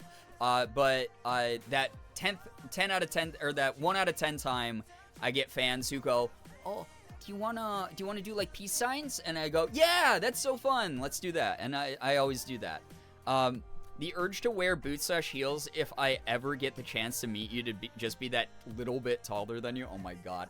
You know what I'm gonna do to counter that? I'm gonna be like meet and greet in femme mode for me, and I'm gonna wear my new Doc Marten boots that give me like an extra like couple inches, because they're like really big, chunky, blocky boots. I love them so much. I can't wait to do. That's one of the shoes or the footwear, because I own like heels and flats and stuff. But I'm very excited to wear the Doc Martens in some photos. If we hit Girl Week sub goal, I will 100% be doing some like Doc Marten photo shoots. I've become very, very aware of not complimenting my guy friends on posts, especially if they're in any public eye, because people are so insane. Yep, people just, I don't know. It's just like, I guess if I never had any sort of real lasting friendship with any other human being, I would also think that anytime someone talked to someone else, it could be construed as romantic. I was thinking my doc. Oh my god, we'll cancel each other's docs out, so it will just be the same as if we had just worn regular sneakers in the photo. I've said it for years now. When I meet IRL for the first time, I'm wearing my big stompy demonia boots. Oh my god, you're so mean. You make me want to start dressing up cute. I've been wanting to, but always get in my own way, I feel like. Banana Moon Puppy. It's never too late. It's always fun. And as long as you're feeling good about it, that's what matters. For me, this has become a just fun way to express myself and how I feel. And just really grateful that I have a bunch of people supporting me and rooting me on and everything like that. So thank you for letting me be me. All of you are wonderful for that. Stompy Boot Convention. Oh my god. Yeah, GerbeCon with the Stompy Boots. If I ever take a picture with a content creator, we're locking hands and jumping like the end of a movie. That's so funny. There are times, like, I obviously have said yes to this in the past. Although, looking back, not always my favorite pose, but also kind of silly if I'm, like, comfortable with the person. And obviously never with anyone under the age of 18. But I've had a number of fans over the years ask me to do awkward prom photos with them, where it's us, like, standing like your shoulders hunched up and your neck kind of like just really just silly prom poses. Those are kind of funny. I think we'd just sync the brain cell and wear the same height shoes, negating the difference. Absolutely, Liz. I'm so mean, but that's what you like about me. Yeah, what can I say? I like banter and teasing. Still blows my mind I haven't met you IRL yet, but now I think it's funnier to keep the streak going. Oh, so you're gonna do what Alex does to me, where he won't follow me back on social media just because it's become a bit, and he's committed to the bit, if anything. I had a couple of neurodivergent guys think I'm hitting on them because I'm pretty sure that a girl, this was pre-transition, had never been nice to them because they're neurodivergent / different. Listen, I will say this much. That's just dude culture in general, whether you're neurodivergent or not. I remember being, like, in middle school, thinking, and part of why I, like, you know, moved away from flirting was because I was like, oh shit, I actually don't know what flirting is at all. Where I'd be like, oh, that girl was just said hi to me. She must be into me. And that's just not how that works at all. It's like dudes who have based their whole personalities around, like, anime character interactions and, like, video games and comic book interactions and, like reading, like, romance novels or something. I don't know. Like, it's just like, no, there's a little bit more nuance to it. And I'm not good at picking up on that nuance most of the time. I think it would be terrifying if I got and wore some stompy boots. Maybe someday, though. Maybe you'll be inspired someday. Because I didn't think stompy boots were my thing, because Morgan's owned them our entire relationship. And I was never, like, a big fan of them. And then I saw this paradox when we were in LA, you know, earlier this month. Or I guess now it's July for me and for many of you. In June, at the beginning of June, when we just went there. And I bought them at a thrift store for, like, $35, which is free in Doc Martin dollars. And so I fell in love with them. I said, those are cool. I can't wait to wear them. Awkward prom photo is my favorite genre of picture pose. It's just so funny. There's, like, a bunch of, like, B-side pictures of, like, me and Ethan doing that and stuff from throughout the years. I think I'm the same height as you, so if you make yourself taller than me, it's transphobic, actually. But how does that work out, like, with the way we both present? Like, how does that actually work out? Like, does that cancel out then? Oh, my God. Laughing. Fucking Alex, dude. I know, dude. What the hell? I've known Alex for so long. We've never been, like, tight. We've never been, like, friends. But, like, he's one of those dudes I've always, like, had good interactions with anytime we've been in person together. But yeah. I'll definitely cry if I never meet you IRL. Well, I'll be back in LA sooner than later. I promise you. Still wild how people starve boy children for affection and then think they'll be able to grow up knowing what the difference is between friendly gestures and flirting. The whole system. Right there. Summarized. I'm 5'11" and have muscled, strong build. I think I would have the masses fleeing in fear. Or, with today's tastes and society, people would be like, this is dope. I'm into this. When my partner and I got together, I didn't know we were dating until he told me he thought we were dating. Oh, no. And I'm just like, I need directness or I will never know. The tism be like that. Yep. That's so funny. I will say, though, knowing the way Brian and I's mutual friends operate, our first meeting will be spontaneously at a bar or a party, and I will be wearing, like, Vans or something. Ha ha! So this means I need to start keeping my demonias in my car. That probably will be the way it is, too. I felt bad because the way the schedule fell while I was out there, I wasn't able to hang out with Sachi, who I know you said would have been like the gateway to us hanging out. But I promise everyone who wants to meet me who's out in the LA area, I'll be there. I'm closer to you when you aren't in LA. That's right. I always forget that you're in Pennsylvania.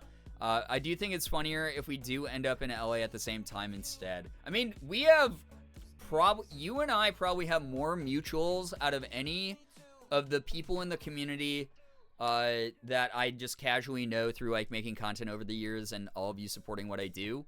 You and I probably have the highest number of mutuals that I can think of anyone. Either Mouse or Austin is a close second, is probably my guess. But you are definitely like by a mile the person who has the most connections that I also have. Yeah, the world is weird and small. It really is. The industry is a lot smaller than people think, and they don't understand just how fast information travels and everything like that. Kia, hello, hi, welcome to the stream. When I'm at Wallows, the pose was me doing the arms around thing, but facing my sister who was pretending to take a picture.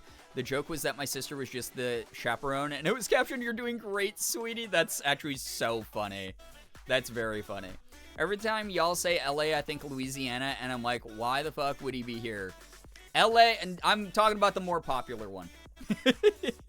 Both my cats are now nudging me and beginning the process of herding me to bed, so I'm not sure how long I'll be able to stick around. Totally understandable, Hazardak. Listen, Sig is kind of the same way.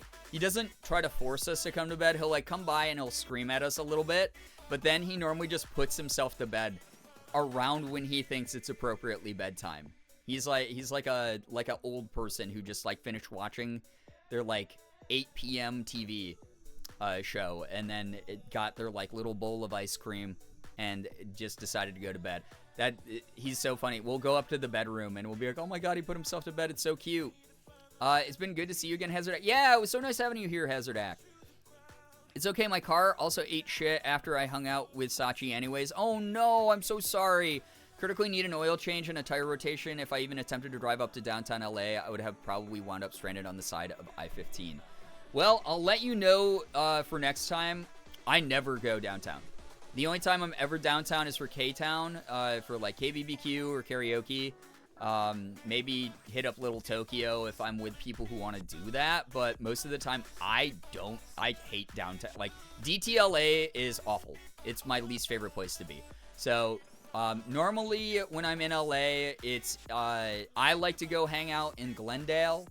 I like Pasadena. I like Monroe's area. Like West Hollywood's cool.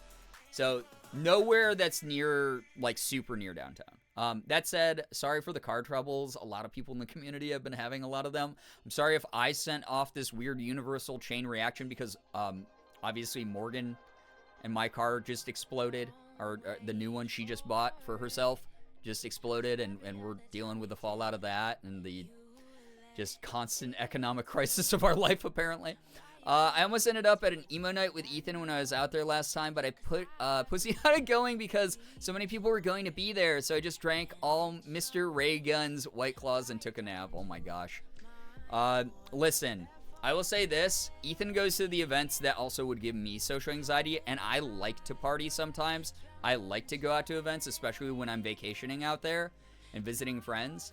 But I value a quiet night in like a really quiet bar or at someone's house way more than going to like the weird big like concerts and shit that Ethan likes going to. But emo night would be sick, I will say that much. It's my bedtime now. Lard Martini, get some good rest. Thanks for dropping by. Okay, but knowing Sachi, we probably would have ended up at Koreatown for KBBQ and or karaoke. Yeah, you know why? It's because everyone but Sachi pays for the bill. Of course Sachi wants a free KBBQ meal. That's so Sachi coded.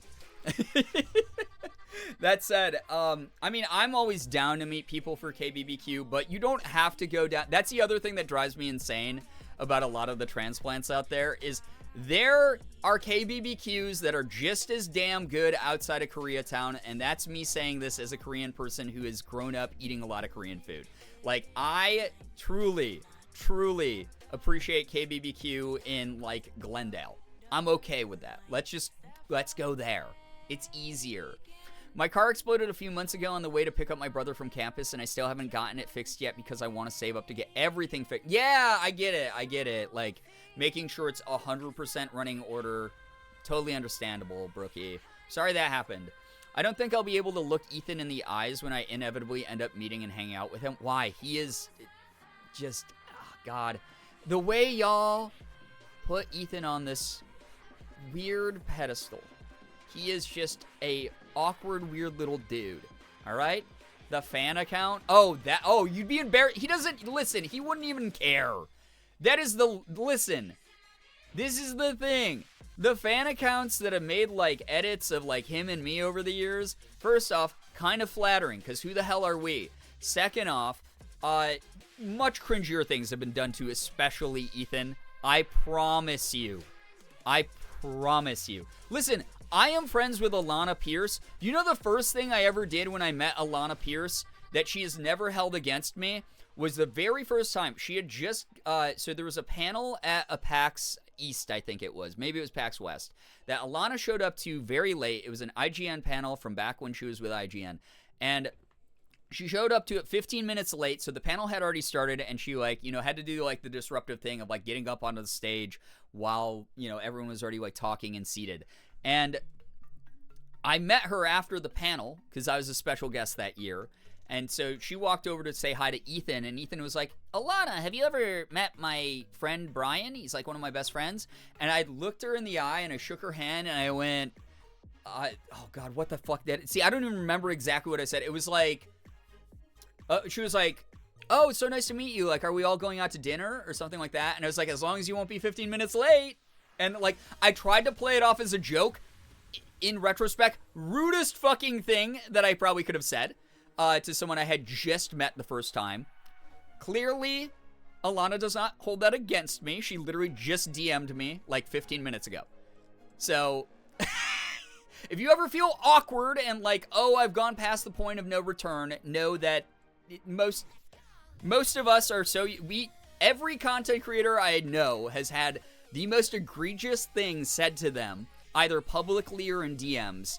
And just, those of you who are trying to do something nice, even if it was cringy, are not bad people or embarrassing people in our minds that we are going to shun. So there you go. I hope that helps with that mentality. I ended up stumbling out to the after hangout at a little bar, and that was pretty awesome. I was half asleep and look up across the table to see Jack's film just chilling and had to just accept that. Oh, ow, just hit my knee. I'll say that happened the first time I ever, I mean, I've never met Jack's film, but from what I've been told, he's like a very unassuming, just chill dude. So, listen, I get social anxiety because I have social anxiety, but a majority of us are the same as the rest. Influencers are real people. And most of us are really excited to meet people who, like, actually dig the stuff that we make. Because at the end of the day, we wouldn't be making it unless we also like making it. Not true for every content creator out there, but most of us are, like, really happy people like what we make.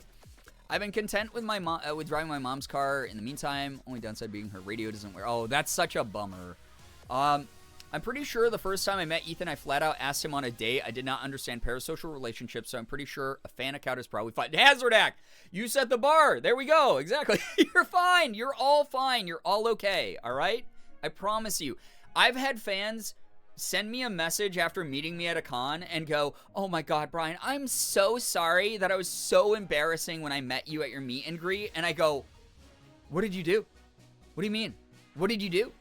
And they would go, oh, because I was asking you, like, what your favorite, like, video game was on the, or I, like, made that awkward joke, or, and I'm like, no, that's, like, normal conversation. Like, that's fine. Y'all say meaner things to me in DMs anyway. Like, it's fine. Respectfully, it's hard for anyone to one-up Ethan's fanboy backflip. There we go! There's dark history right there. You think you're acting like a fan? You think you're acting cringe? Ethan literally interrupted one of Mark's panels back in the great and late year of 2015 to do a fucking backflip. That's the cringiest shit I've ever heard in my life, dude. And look at that. It landed him a career. So, like, listen, maybe the fan account you made, Mouse, will land you a career in content creation. Who knows? It's not even about Ethan's perception of me. It's about my perception of me because I was there the whole time. I had to witness it happen from behind my eyes. Fair. AL, hello. What's up? Welcome to the stream. The craziest thing is that it worked. Yeah, exactly. Ethan is the ultimate fanboy. Like, truly. He stuck the landing and he landed the career. Exactly. Exactly. So there you go. You have deep lore that is documented in video. You can literally look it up on the internet of Ethan doing a backflip for Mark that landed him, you know, his job, essentially. And also, clearly did not bother Mark. So there you have it. Here's the other thing, too. I will say this much. I have just as bad social anxiety as the rest of you. I get incredibly nervous when I'm meeting other people, especially if I know them from something. When I was in LA, early June, I got to meet Rahul Kohli, who is, you know, in all the Mike Flanagan shit on Netflix. So, like, Bly Manor and Midnight Mass and fucking whatever. He was just chilling at a friend's house. And I did a double take where I just went, like, Morgan and I, like, walked out the door into our friend's backyard, and Raul was just standing there chilling, big chilling, and I looked at, like, Morgan was like, wait, is that Rahul Kohli? And I was like, that's Rahul Kohli. And I've learned how to mask very well. I still am nervous, a shaking, like, leaf barely held on by a stem in a windstorm inside. But I've just learned to train myself. Maybe it's the acting. I don't know. But I've learned to train myself to not act crazy in front of these people, even though, and I hope this is the reassuring part, inside, I feel insane. I was so nervous meeting this dude. Like, he is in so many different shows. I mean, he was just in The Fall of the House of Usher, and I got to walk up and shake his hand and be like, yo, man. Huge fan of your work. Also, fun fact about us, we have the exact same birthday. Like, day, month, year. So, like, listen, it affects all of us. There we go. There we are. What's up, Chocoholic Mama? Welcome to the stream. Didn't he do it twice? He has done it multiple times on request, but he only did the backflip. Like, there was an inciting incident backflip. So there you go. If I ever meet Rahul Kohli, I'll actually go nonverbal. He's very, very funny. He's very pleasant. He's very personable. Yeah, birthday twins. I was so nervous I almost said not. Yeah, Morgan was even more nervous than me, but she goes nonverbal, whereas I try to talk through the awkward feelings I have, so I appear less awkward. Sometimes it works. Sometimes I do the ADHD ramble. I told a couple jokes I didn't think landed. But then I and I was kind of like telling them to the other people at the table and not really looking at him. And then I like snuck a glance and he was like chuckling and I was like, oh, good job, me. I made a famous Hollywood actor laugh. Ooh, cool. So that was just very funny kind of moment. Dude, the amount of this person from somewhere jump scares in LA just broke my brain. Were you the one who said that? Okay, so I was just telling Morgan, someone I could not remember just told me that I know, like, every time, like, someone is mentioned, and I'm like, oh, yeah, I know that person. Oh, yeah, I did an event with that person. Oh, yeah, I've hung out with that person. Like, someone just told me that. And I don't know if it was in chat or if it was a person that I was hanging out with or what, but someone recently was like, dude, how do you know everybody? And the reason that I know everybody is because I've been doing this for 11 years, and that's about it. I just happen to be in the right place at the right time sometimes. And then I happen to become friends with some of the people, and that's about it. Getting a good grade in jokes for real. Yeah, I got a pretty good joke grade from Raul Cooley. I'd say that's like at least an A, maybe an A minus at minimum. I did contribute to that combo once and got everyone to Google shit. Oh yeah, there we go. Morgan did manage to do that, which is great. I'm the awkward fan who waves from afar and runs off. Listen, Kia, I've had so many people do that to me, and then they'll like message me later and be like, I feel so bad because I didn't come over and say hi to you and now I regret it. So shoot your shot. I am not gonna treat you like badly if you come up and you're just like, hey, what's up? I'm so-and-so from the internet. Like, I'm not going to be like, stay away. Like, it's going to be a cool and chill interaction as much as I can make it. Because, again, secret. But I also get really nervous meeting you guys. I love meeting everybody from this community whenever I can. But I get really nervous because I'm like, what if I do something weird that they think is weird? You know? I'm just like you. Influencers are just like you. We're just people. Again, returning back to the theme of this conversation, I guess.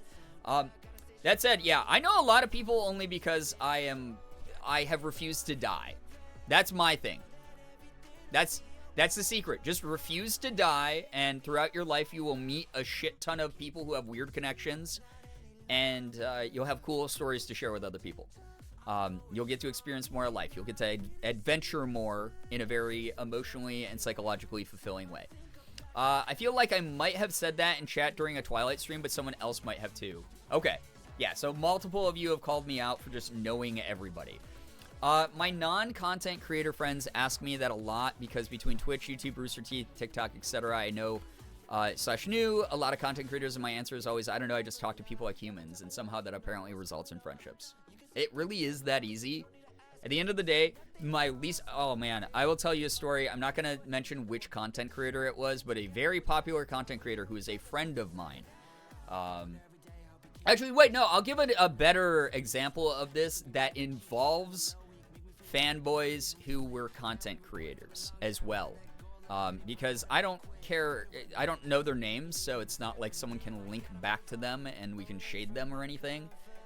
It's just a generic shading. One time I went to a VIP YouTube party at a PAX, and we got in there, and we were all starving. We all swarmed the buffet. We all got a lot of food and drinks, sat down at a booth, and as Mark was going to sit down in the booth, a guy came over with his phone already open to his own YouTube channel, and he just, like, came up, and he started being like, hey, man, hey, Mark, huge fan, man. Huge fan. By the way, are you into Fortnite? I have a Fortnite YouTube channel with 100,000 subscribers on it. Do you want to look at my Fortnite channel? Do you want to sub right now, like while we're here talking? And he like sat there with the expectation that Mark was gonna subscribe to his YouTube channel while he watched, knowing nothing about this dude, knowing just absolutely like nothing about Fortnite either, because it's Mark. And Mark just went, yeah, sorry, I don't have my phone, so I can't do that. And the guy was like, again, completely oblivious. And I get it. You're nervous. You're meeting your hero, your content hero. You're babbling. You're saying things you normally might not say. You're shooting your shot, whatever.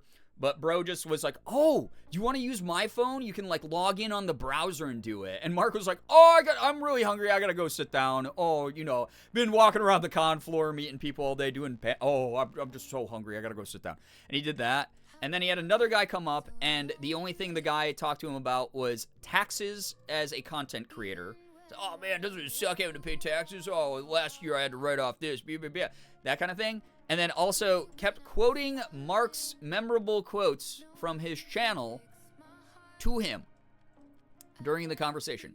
Which, it's like, oh, that's cool. You're a fan of the content, and you're proving it. That's neat. Okay, now you're trying to prove that you're the #1 super fan to me. That's a little bit awkward. I wish you had a personality beyond that. That was the type of interactions. So, the bar is in hell. You guys are fine. You're absolutely fine. I've had a single fan interaction that bothered me in my entire 11 year career, as far as like fan interaction in person. Online, every now and then I have fan interactions that bother me, but in person, I've only had one that I can think of. Like, it's fine. I have this thing where I meet people and I have a nice interaction, and then I don't ever want to approach them again and have them vaguely recognize me and feel obligated to try to remember. It happens. I mean, hey, how you socialize is how you socialize. It is what it is. So there we go. I remember seeing Phil and Ape from Viva La Bam once, but didn't say hello. I think you might have dodged a bullet with that because that entire crew are dog shit human beings. So honestly, nothing really missed out on there. It's become a game with my boyfriend's friends where they bring up random topics and go, does Bree know someone involved in this? And it feels so dumb, but it's the 6 degrees of separation game. And I will say that there's multiple people that I could probably 6 degrees of separation, but also, good lord. It is kind of weird when I like stop and I think about like people I know and like the things I've gotten to do and the events I've gotten to go to and everything, and I go, wow, I have had a very weird life. I have had a very unorthodox life. So again, those of you who support me and have allowed me to live this life and do like fun things and support myself doing it, like, you're the best. I appreciate you. And it also gives me more opportunities to get to meet all of you, which is like great, and get to know you through like Twitch chat and stuff. When I meet you, I'm just going to be like, haha, Creamy George, am I right? Haha, Gerbcon, right? And that's the thing, is I don't mind when people do that, especially when they're like younger. I've had like teen fans who only quote things to me, and I'm like, that's cute, you know, and that's fine. That's okay. And I've had adults do that to me, and that's fine. But it's like, if that's the only thing that happens in the conversation, I think I would get a little bit uncomfy, for sure. But if someone walks up and they're like, oh, hey, here's this thing that like is from your channel, that's okay. Sorry, Morgan's asking if she can eat some leftovers that are in her fridge. Yeah, I left that one for you. That's what I'm writing to her. I literally left it for her. When I meet Brian, I'm bringing a Bass Pro Shop hat and a thing of apple juice. Oh, God. Oh, my God. That is the worst. I don't know if the parents were as bad, but they definitely enabled it. Bam used to come through the neighborhood, too, in the Hummer. Yeah, I can say, just because here's another fun 6 degrees of separation from me, from Brian Long, is I know people who also knew that family and also knew people who were involved in Viva La Bam. Not great. Really not great human beings at all. Including the adults in that situation, including the relatives in that situation. I'll let you know. My shoulder is really starting to kill me, one of the atrocious luck things this weekend, so I'm gonna lie down and maybe get some... Liz, I'm so sorry. I hope that it starts feeling better. You know, I'm also... my butt didn't wake me up nearly as much last night as it did the previous night, because as many of you know, I fell down the stairs before, what was it, Friday's stream, and I bruised my butt cheek because I'm just that good at living. And as a result, every time I've rolled onto my butt cheek when I've been sleeping, it wakes me up in pain. And fortunately, that wasn't happening as much last night, but it was still happening. So I'm fellow pain buddy. I hope our pains fade. Something wrong? Go T-Pain. Listen, Xander, I would actually crack up if you did that, though. Sorry I'm rambling in chat on this topic. I just know you know and definitely know better than me. No, that's okay. Rambling is okay. This has been a yap stream. So, holy shit, it's been 2 hours of me yapping? What the heck? All right. I guess it needs to be asked then, because I don't know how much longer I'll be streaming tonight, just because I can't go to bed at like 4 a.m., right? I was watching an old vlog from Amazing Phil of Dan and Phil fame, and he talked about meeting someone who straight up licked his face. Yeah, the bar is unfathomably far down, beneath hell, perhaps. Thank you, everybody, for sharing your funny stories about celebrities, though, and also, please know your social anxiety is valid. I'm not here to diminish it, but I hope that I've made a lot of you more familiar and more comfortable with the fact that a lot of us experience it, and especially from the content creator side of things, again, I've only had one fan interaction in person where I was like, ooh, it was like a little funky. Princess Yapper, that's me. We love a good yap. Yeah, it's fun. It's good. Also, I appreciate anyone who wants to just listen to anything, like anything that I talk about. Like, thank you, thank you, thank you. It is 1:25 a.m. Hazardak, get some good rest. Thank you so much again for dropping by. Thanks for chilling. I'm going to start a poll because it's so late. So I know I said that originally the plan was Stardew, but I want to make sure that people are getting what they want tonight. I'll give you 2 minutes to vote on this. So tonight, are we going to do some Stardew Valley or keep yapping? 2 minutes. Go ahead. Use your democratic power of votation. And then we'll move into the next phase of the stream. It's like a Elden Ring boss where I have a phase 2 because I've yapped so long, my HP bar went to the halfway point. And if people are down with still seeing some Stardew, I'll definitely boot up the farm. Otherwise, we can just chill. And for people who want yapping, I'll still be yapping while I'm playing the game for sure, because that's just the only thing I know how to do. It's my only set of skills. How are you feeling energy-wise? I can do whatever because even though Stardew can be very hectic and a little bit stressful at times, especially because I plan on doing some Skull Cavern runs, it's still fun as heck. It's just like really chill. So yeah, it's not that I am not feeling up to it. I want to know what chat wants because my big thing is I will always have energy when I go live to do whatever. Because the whole idea for me is if I even went live, it means that I have the reserves of energy to hang out and to socialize. If you see me skip a night, it's because something went wrong. I was too tired. I was too, down, whatever. So those nights that I skip are normally due to like mental health stuff. So anytime you see me on stream though, I am more concerned about what are you going to tune into? Like, what will you actually tune into? What will you actually watch? What's going to get, like, new people into the community? What's going to be something that you're comfortable, watching me do? Et cetera, et cetera. That's why, again, like, all of you are involved in this kind of thing. Like, all my, like, donation bars and sub bars. It's why we did more MS Paint at 450 subs. We just dropped beneath 400 again. But, at 450, we'll be doing more MS Paint, and I'm making those goals smaller in only 50 sub increments, as I mentioned, because that's more obtainable to me. And then, like, stuff like this was originally the cosplay goal. I'll definitely be doing another cosplay whenever I pay off the gigantic $1,000 bill from my electric company. That is their fault, and I'm still so pissed that they were like, yeah, it is our fault. They, like, sent me a letter, guys. They sent me a letter that was like, yeah, we admit this was our fault, but you also owe us $1,000. And I was like, you guys suck. But yeah, once that's taken care of, you guys are getting special cosplay. All right. So that's the way that it's going to go.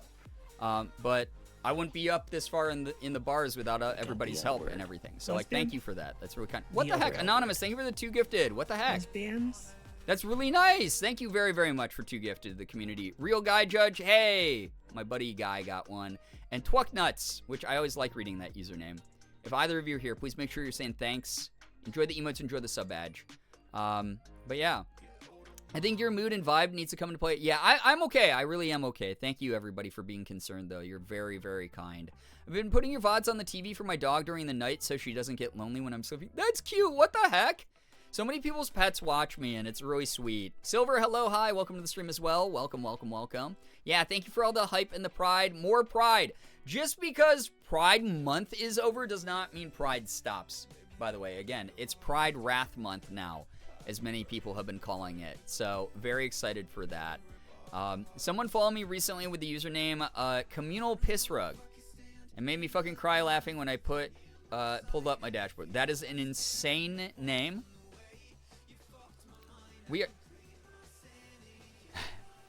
We are in current year. We really are in current year. So, yeah. If right now my Wi-Fi starts acting up, I'm going to lose my mind. Oh, no. Andrew Mixus, I'm so sorry. I know that you've been struggling with the Wi-Fi issues. But thank you to everybody for helping support the stream, hanging out, whether you're watching or whether you are just have me on in the background for like a lurk, or if you're actively here in chat. Like, it's so awesome to have y'all here, especially when I'm doing like a special stream like tonight. Last night of Pride, getting to wear like, pretty makeup and like a fun outfit and For anyone who came in late, here we go, by the way. Camino Piss Rub, wherever you are, I hope you're having the greatest time zone. That's like, wait, let me double check. I got followed by like a bunch of accounts recently on Instagram and like TikTok and stuff where I was just like, I had to take some screenshots of some usernames. Let's see if I accidentally deleted them already or not, though. I got, oh god, there was one that was unbelievably unhinged. Please let me find these. I might have deleted these. Oh, wait, no, never mind. That's a picture of my IMDb. I did not follow myself. Oh no, I deleted them. How could I do this? They were like insane though. There's like a guy whose name was like Cum King or something who followed me on Instagram, and I was like, oh, all right. You know, I've been lurking and playing Dead Cells. I actually just beat it as far as you can without DLC. Nice, congrats. A super fun game. Very, very fun game. All right, let me get Stardew Valley going. Cum Gang. Oh my god. Yeah, we had a real gooner follow me. All right, there we go.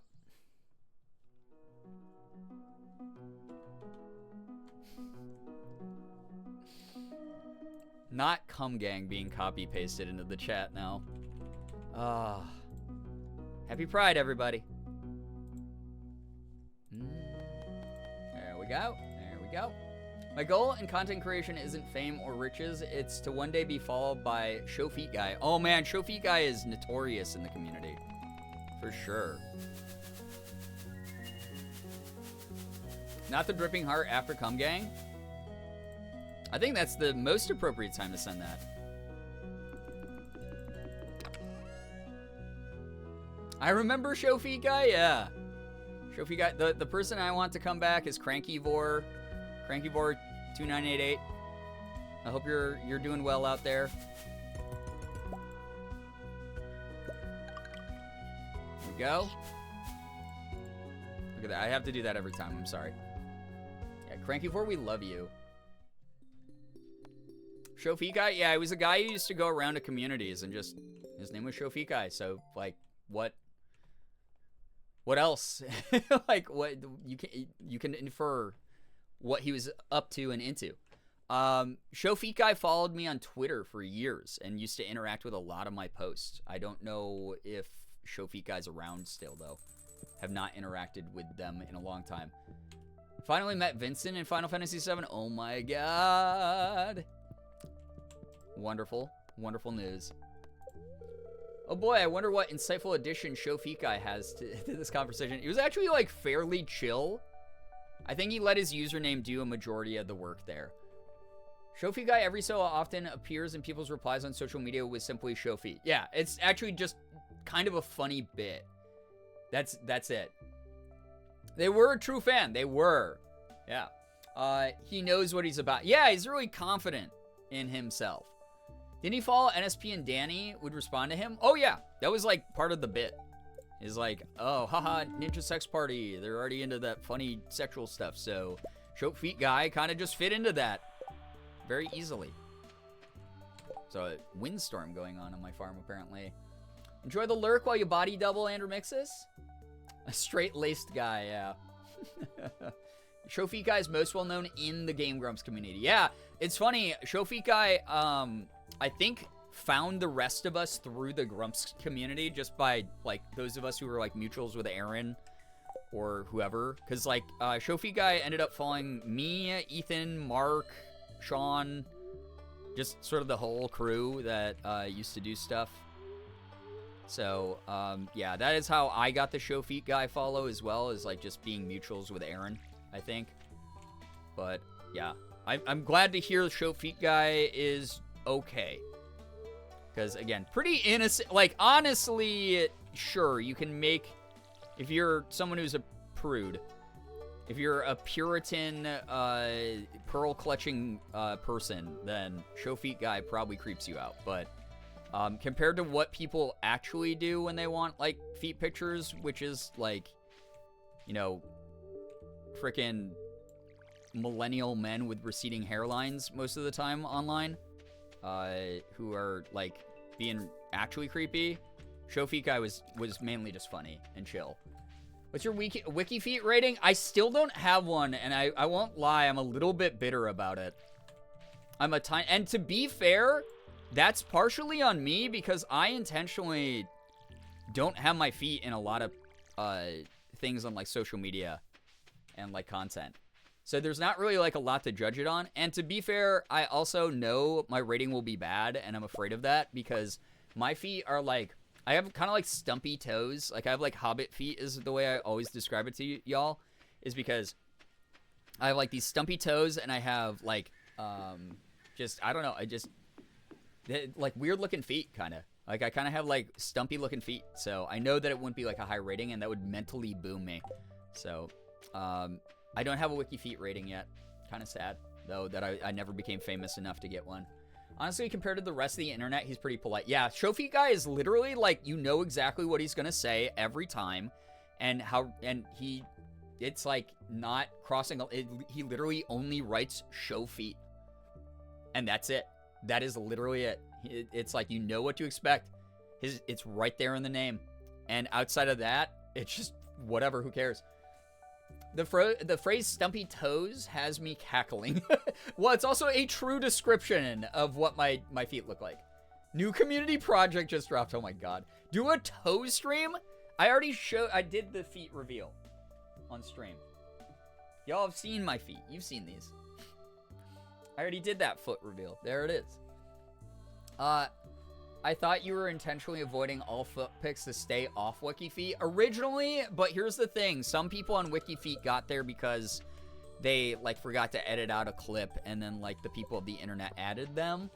And I know in some of my oldest content, there are pictures of my bare feet from, like, old vlogs from, like, back in, like, 2014.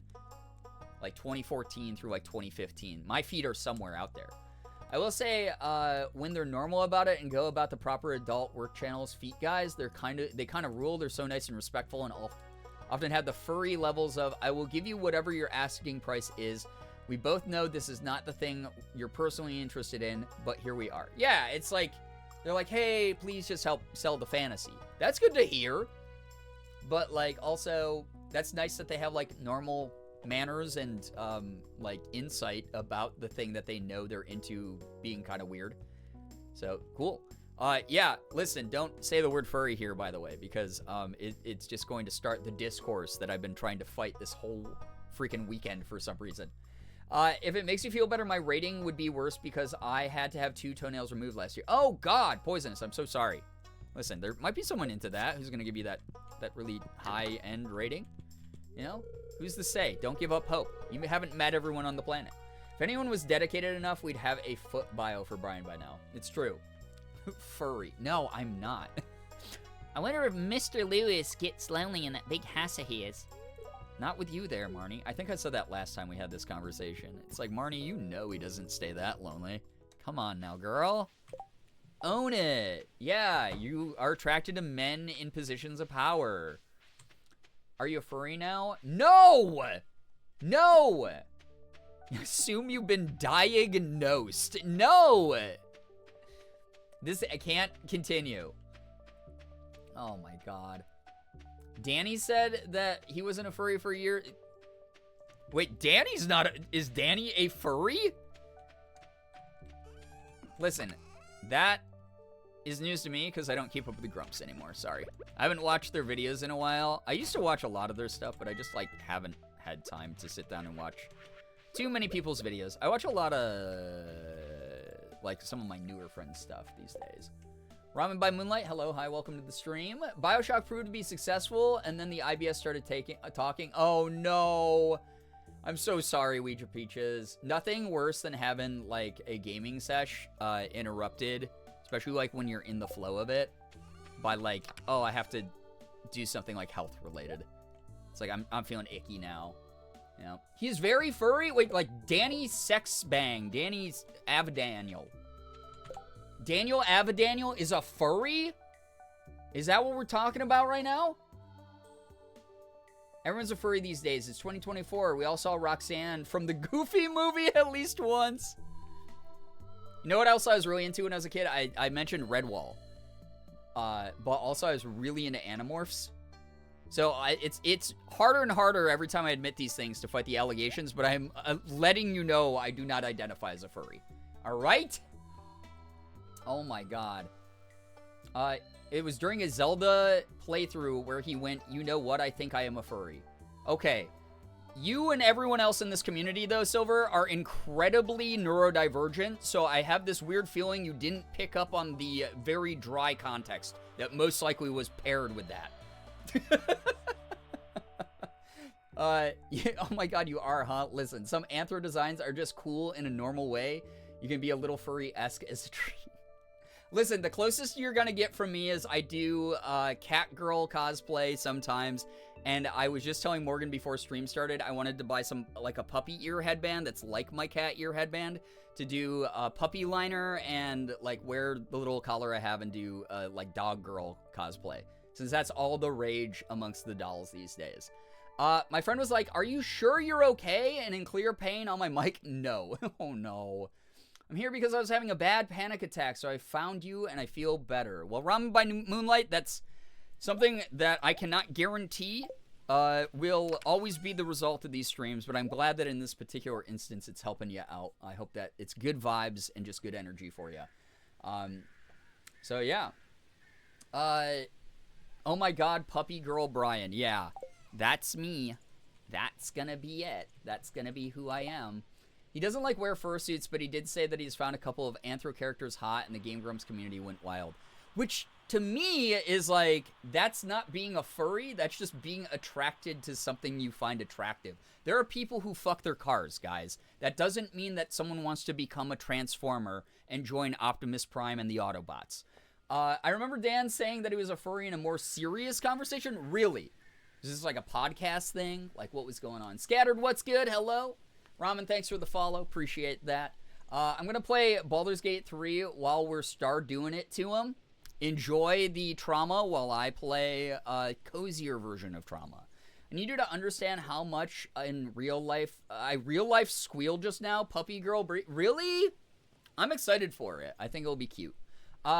I'm trying not alert to say that animal people like cat girls are furry adjacent. But that's as much as you can say about it. It's not full furry unless you identify as furry. There you go. There you go. I'm glad I love that the first example you came up with was freaking it with cars. I'm just saying. Listen, as someone who's been on the internet for a very long time, I'm just saying. These things are out there. Maybe they want to be a Transformer. I mean, yeah, I guess no one's really asked that person. Like, do you also want to turn into a car sometimes?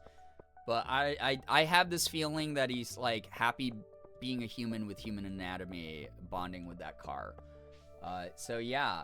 Yeah, the lady who married the fence. Yeah, there's a lot of people who have done... Like, there's a guy in Japan who married one of his body pillows of an anime character.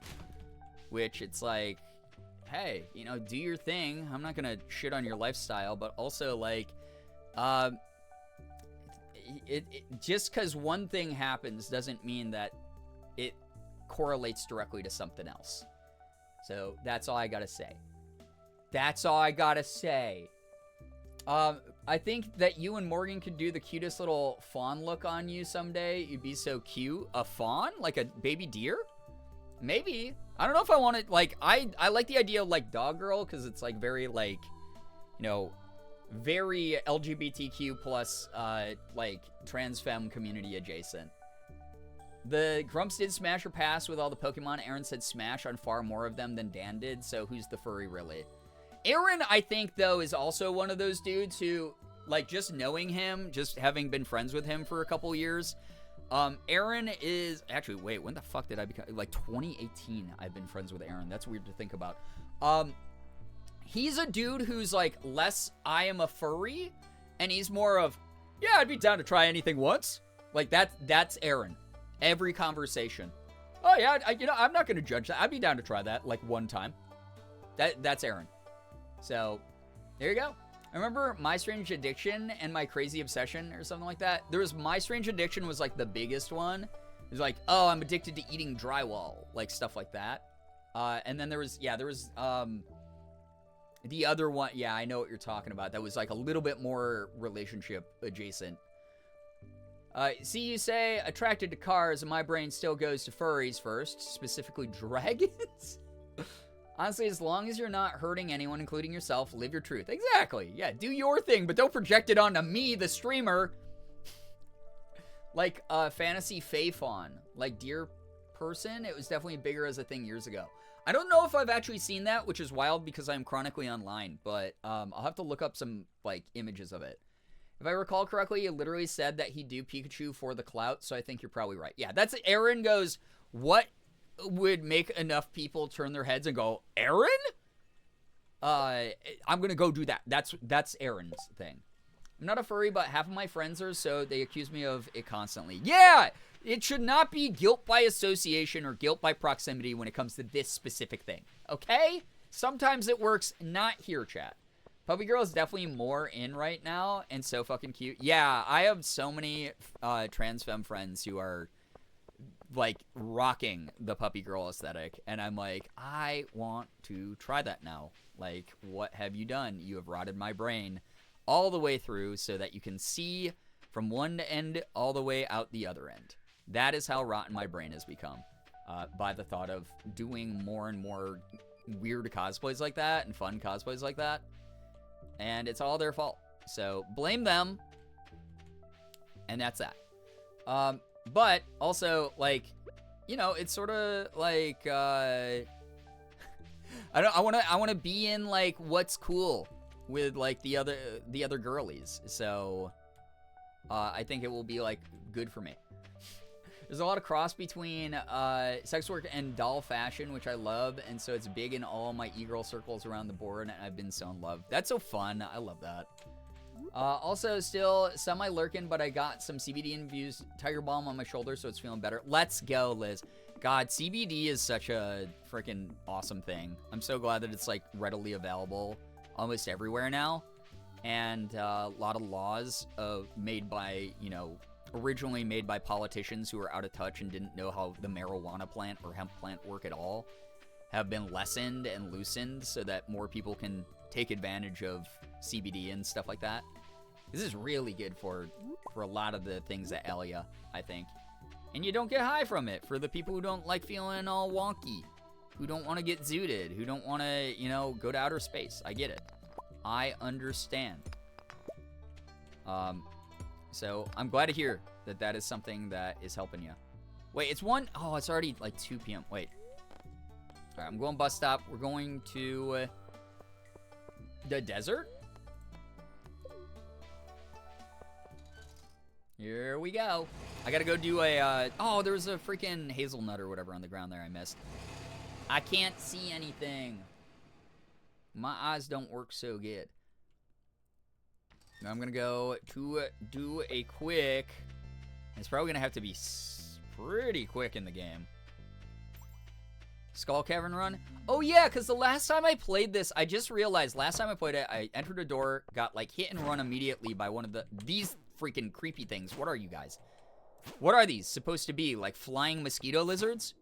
Terrible. Hate it. Awful. And then my internet died, so I didn't even get to save the progress of the day. So here we go. It's the replay, the rematch. That's okay. Stardew time is an accurate reflection of how real life time feels in my ADHD-riddled brain whenever I need to do something. No, I feel you. It's like, oh, there's 55 tasks to do. Let me try to do a little bit of each one right now. Like, maybe that will work. The dragon bitches, I hate them so much. Wait. These things are I was like, wait, you hate people who like dragons? What's that about? It's not very girl of you.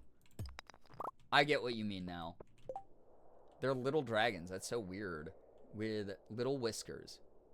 They are small dragons? Oh, well, I hate them. They're terrible, and I really don't like having to fight them. They're really annoying, and they get all up in my grill, and there's no consent involved, and that is something that will always bother me. Go away. Ah!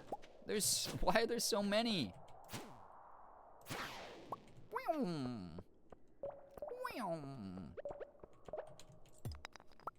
I'm gonna beat up the scalies. Aw.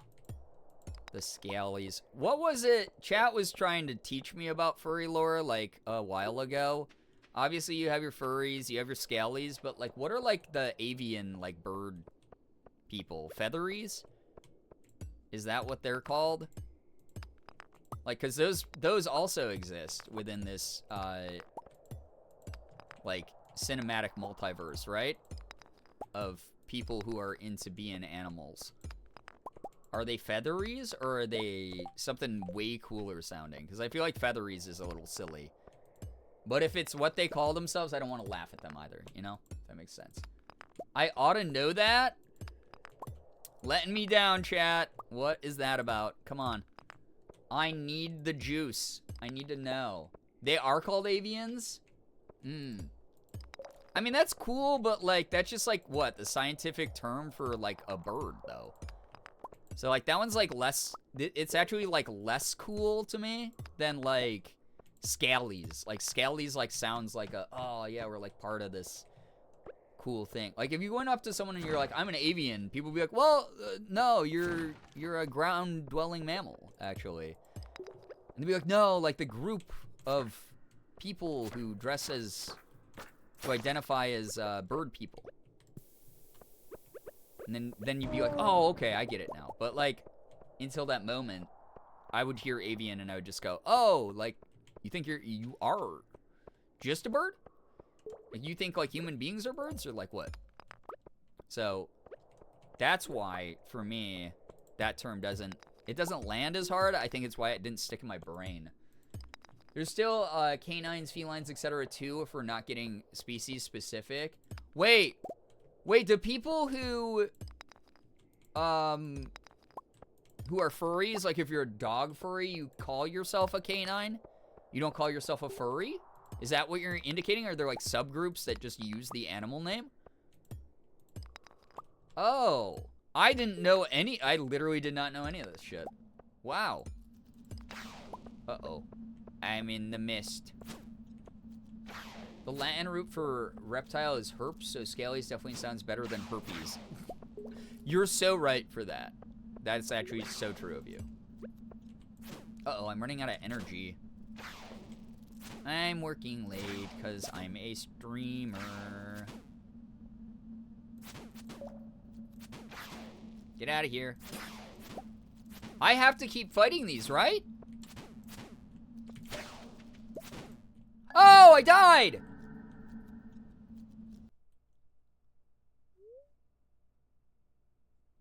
I've never died in the mines before. I passed out in them, but I've never died. What the heck? You do normally go by whatever your fursona species is. Wild. We could shorten it to avies to make it rhyme and fit. Well, now it makes more sense, though. Wait till you hear about anthropods and protogens. Wild. Easy now. Take it slow. Oh, I'm in Harvey's.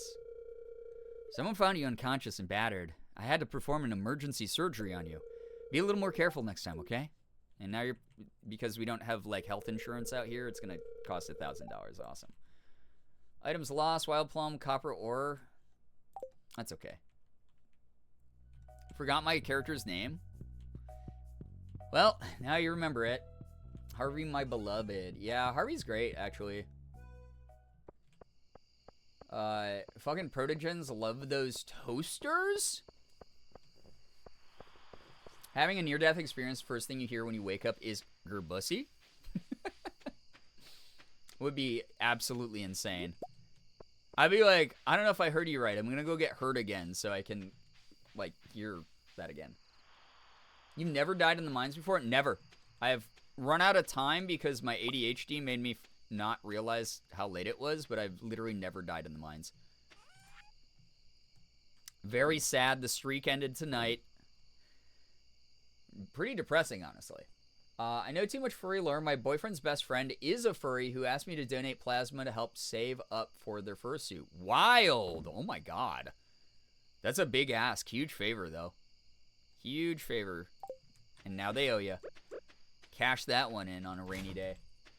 Blood money fursuit, my beloved. Yeah, literal blood money. Protogens are a semi-closed species of robo-furry. What the heck? I didn't know about any of this stuff. Not the worst lost items. I once lost my main sword due to dying. Oh, I would just absolutely save scum there if that had been the case. I would have been like, oh, I guess oh, guys, we didn't actually see anything happen. It's all, yeah. It was all in our head the whole time, and actually, I have to replay the day. Oh, darn, the game broke. Breaking alert to say, as a furry, I love everyone talking about it. Andrew Mixes, I had no idea, but that's awesome. See, I'm very accepting of it. I just literally don't know anything about it. And I am not one. Not that there's anything wrong with being one, as I have established multiple times here. But it is more of a, I am not one. Alright? Yet, no, I am not one. Oh my god. Oh my god.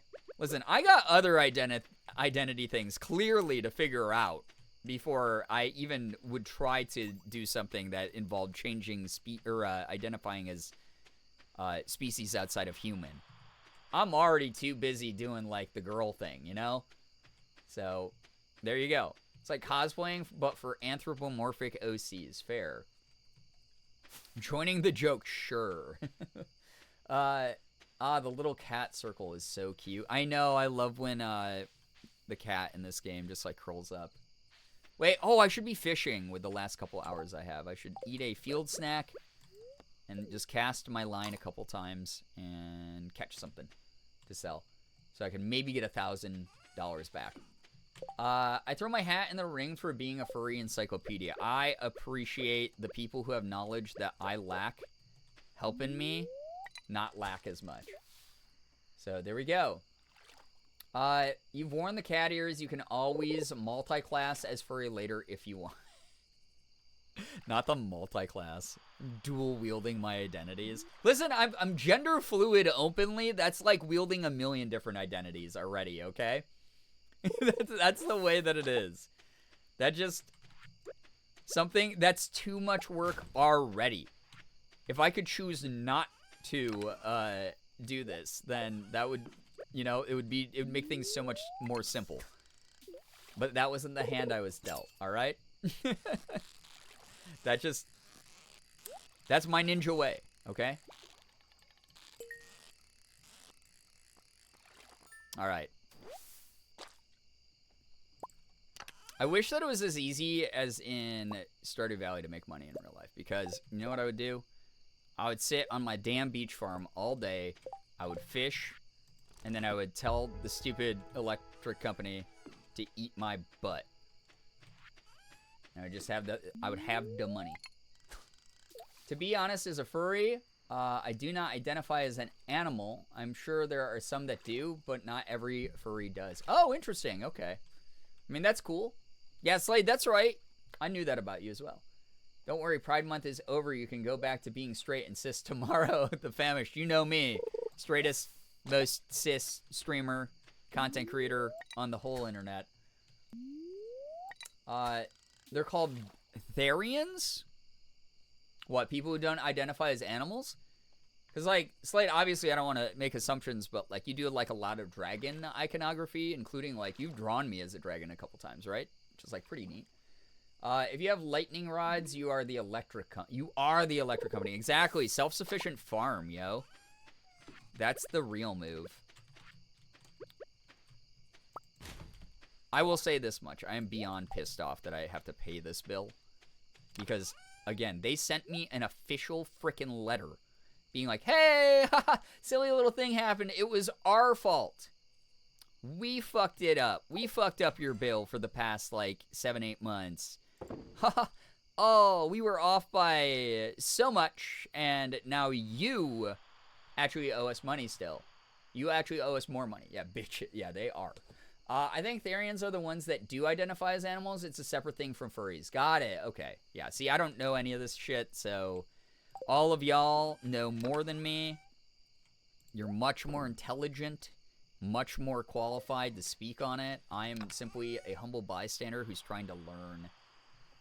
I didn't choose the gender fluid life. The gender fluid life chose me. I mean, not even /J. Like, that's for real, though. I remember watching a bunch of media where, like, dudes turned into women when I was growing up. Like, cartoons, like Bugs Bunny dressing up as a girl to trick, like, Elmer Fudd. And, like, Ranma, like, half the anime and manga. And I was just, like, where he can transform into a girl with just water. And I was like, oh, shit. You can do that? That's cool. Wait, what? What are these feelings? I'm 7. I don't know. To be honest, I also only just recently learned what Therians are. Got it. Okay. We're all learning. Also know Therian / otherkin things. Wild! Look at all of you. Raised by Tumblr.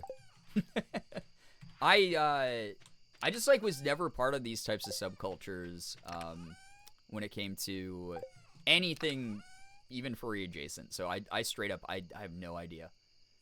Therians have some form of non-human identity that is an animal, usually an extant or extinct species that really exists / existed. Oh! Okay. That's very interesting. Oh, yeah. I'm going to start saving artifacts because I think you guys were telling me late game you can use some of the duplicate artifacts to do some cool shit. And I've gotten rid of so many. I should probably save a bunch. I just keep hitting my desk with my knee. Oh my god. Wait, I made my $1,000 back. Even though it was a scuffed day of Stardew, I managed to get my my money game back up. Hell yeah. Alright. No need to yell, Rooster. I didn't check my weather, but it's the summer, so I'm probably not going to, you know, get a lot of rainy days. Wanted 1 fresh lobster for a marvelous bisque I'm creating. And Gus will give me $800 for a lobster? Oh, shit. We're good. We are so back, chat. We're so back. Not to go back to feet, but how comfort, but how's your comfort, wait, how comfortable are you in heels? Like, not pumps, but generally. I have a little bit of trouble walking just due to the fact that I don't get to wear heels as much as I would like to. That said, I own a couple pairs that I have walked around the house in several times, so I can do it. It's just something that, like, is a skill set that I'll continue to develop over time. I'm not bad at walking in heels, but I'm not quite natural yet, if that makes sense. Otherkin are like Therians for everything else because the original kin were elfkin a la Tolkien, and they were gatekeeping called all non-elfkin otherkin. Oh, wild. I didn't know that was the origin of that phrase. I had no idea. Like, I mean, Tolkien fans in general are kind of gatekeepy at times, but, which is a shame because it's such a vibrant, amazing fantasy universe that I love. But I tend not to engage with the fans of it too often for that exact reason. That's kind of a bummer that that happened. But, like, wild to learn a little bit of internet lore there. Cannot type, I'm sorry, I'm making you decode everything. No, that's okay. That's a-okay. Listen, it could be worse. I promise you. As I've explained many times, I always have a worse example of anything that anyone is doing almost all the time. Some exceptions may apply. But yeah, again, I'm ignorant to all of this stuff. So thank you for the crash course. Literal skill issue. I wore wedges once and twisted my ankle falling downstairs, and I was like, never again. That's one thing I don't have. I don't think I have, like, a good pair of, like, wedge heels. I have some flats. I have some, traditional heels. I have, obviously my Doc Martin big stomping boots. My Doc Martens. Those I'm super excited for. I got a quorum. Wait, what do I need at the community center? I was trying to do a community center run as well. I need any of these gold. By the way, I forgot to say earlier, I love what Morgan did with your hair today. Thank you. I was just going to be lazy and leave it down, and she was like, no, let me do something cute and fun. It takes time for sure, but I'm excited for you to work your way up to cool baddie heels. I hope so. Morgan has so many cool shoes, and I don't want to like make my shoe collection nearly as big as hers, but she has like some cool ones that every time she pops on, and I'm like, damn, how can you even wear those? That's wild. It's so impressive. One time I wore heels to a school dance. I did severe damage to my foot during the cha-cha slide. 2 hops this time. Oh no, poisonous. Heels look so cute, but it's a struggle to find something that would fit. Here, I'll show you guys like the one pair that I've worn around my house. 1 second. I think wedges and platform wedges would be great for you. Yeah, I think like those types of things would be good to start off to get me like a little bit more familiar. Speaking of falling down, how's your butt bruise doing? It kept me up a little bit last night. Not nearly as much as it did the previous night, but it's still kind of hurting. And tonight, I think it has faded enough that I shouldn't have much trouble sleeping with a bruised ass. Traditional heels are kind of hard mode. They are. I'm a cis female and have been for many years, and I cannot heels. Heels are difficult, especially if you're clumsy like me. Oh, no. Listen, it's really funny because Morgan is very clumsy, but, like, once she puts on heels, or ballet slippers, or really just anything would require what I would assume would be, like, balance and dexterity, she's fine. Like, she did ballet for years and years when she was younger. And she wears heels a lot, and she is fine in them. She's like never had mishaps really. 1 second.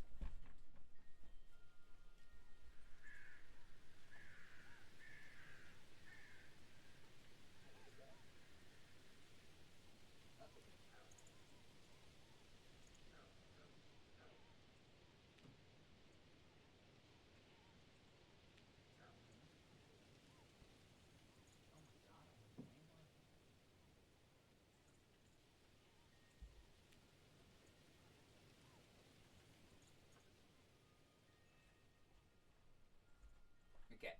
I apparently had way more heels than I thought I already owned, which is already a bad sign that I'm falling into the the pattern of just owning too many shoes as a femme person. That said, I have these that don't. Well, let me put it up on the screen. Danced for 12 years, cannot walk in any sort of heels for the life of me. My brain shuts off and I turn into a baby deer learning to walk for the first time. Oh, I think your martial arts background might actually help too. I find a lot of balance and comfort in both practice, but also leg strength. Yeah, for sure. I think that like that sense of balance does help a little. There's even more on my shoe shelf that are yours. Oh my god, I did not realize I owned that many heels. Morgan calling you out in chat, apparently. I wanted to show off. Morgan got me these semi-recently. These aren't heels, but these are. I just thought they were really cute because she said I needed little girly flats. So I own these now, which is nice. Fully enabling because I love it. Yeah. Yeah. So I have those. Those are cute. But these are like the ones that I started walking in. These were thrifted, I'm pretty sure. But they have like much stumpier, wider heels. So I'm not in mega hard mode with these ones. And these are the ones I've probably done the most walking in. Because they're just, I don't know, they're pretty chill. So I will occasionally walk around in these ones. Like, yeah, like little kitten heels. So, but like way wider than like even like a traditional kitten. So I've been able to like walk on these pretty well, and it's like the training wheels on the bike. But then I do have several pairs that I was sorting through in there that are like, I have like some strappy sandals that have like a more traditional heel, and those are probably going to be like the advanced level when it comes to wearing shoes. So I'll let you know. I'll update people. Who knows? Maybe I'll start putting it up on Ko-fi or something. It's like day 14 of trying to walk in my like scary heels. I don't know. We'll see. I'll make some like Instagram reels of it or something. But yeah, those are my current shoes. Well, some of them. apparently I have many more that I forgot about. It's kind of like all the outfits I wear. I was digging through the closet for this dress earlier, and I was like, what the shit? I own so many, like, dresses and skirts and so many outfits I have not even worn yet. What is wrong with me? All right, here we go. Back to Stardew. For the most part, I wear wedges because it adds height, but also has a solid base like sneakers. Yeah, that's also a very good move. So fun. I love watching you get to practice and learn about these parts of different presentations. It makes me so happy. Well, thank you. I appreciate that. I have one pair of booty heels that are fairly high, but with a chonky heel. Tess got them for me on accident for Christmas 2019. She meant to get a mug for my dad, and they sent heels in my size. That's so weird, but like kind of like a silver lining there. Very funny. I had to stay to see the shoes. Well, I hope that it was worth staying for. Half of femininity is buying clothes you do not know when you'll ever wear. That's what Morgan keeps saying. I used to give her so much grief for it, and I have less and less reason to now that I'm like, oh my god, I own so many clothes now. I own so many shoes. I will go to a store and I'm like, that's so cute. I'm gonna buy that, and I'll buy it, and then I go, I have nowhere to wear this. Which is why, again, keep earning the cosplay goals. These cosplay goals, this will guarantee I go through my wardrobe.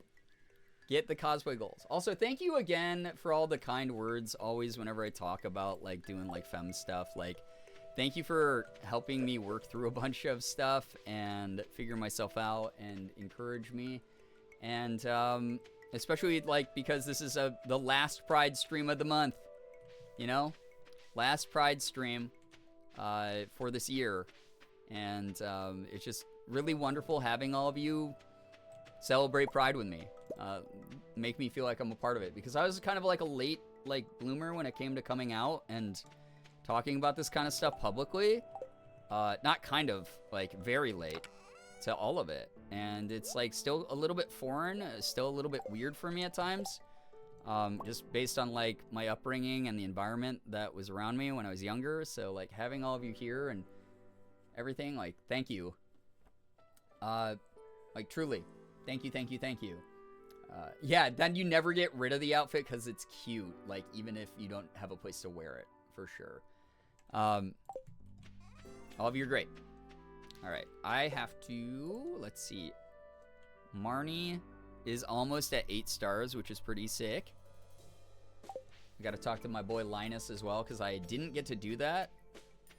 Like, I think I just forgot to do that yesterday. Maybe I won't go to the mines today. I think what I might do is try to hang out with a couple people that I've been focusing on in the game.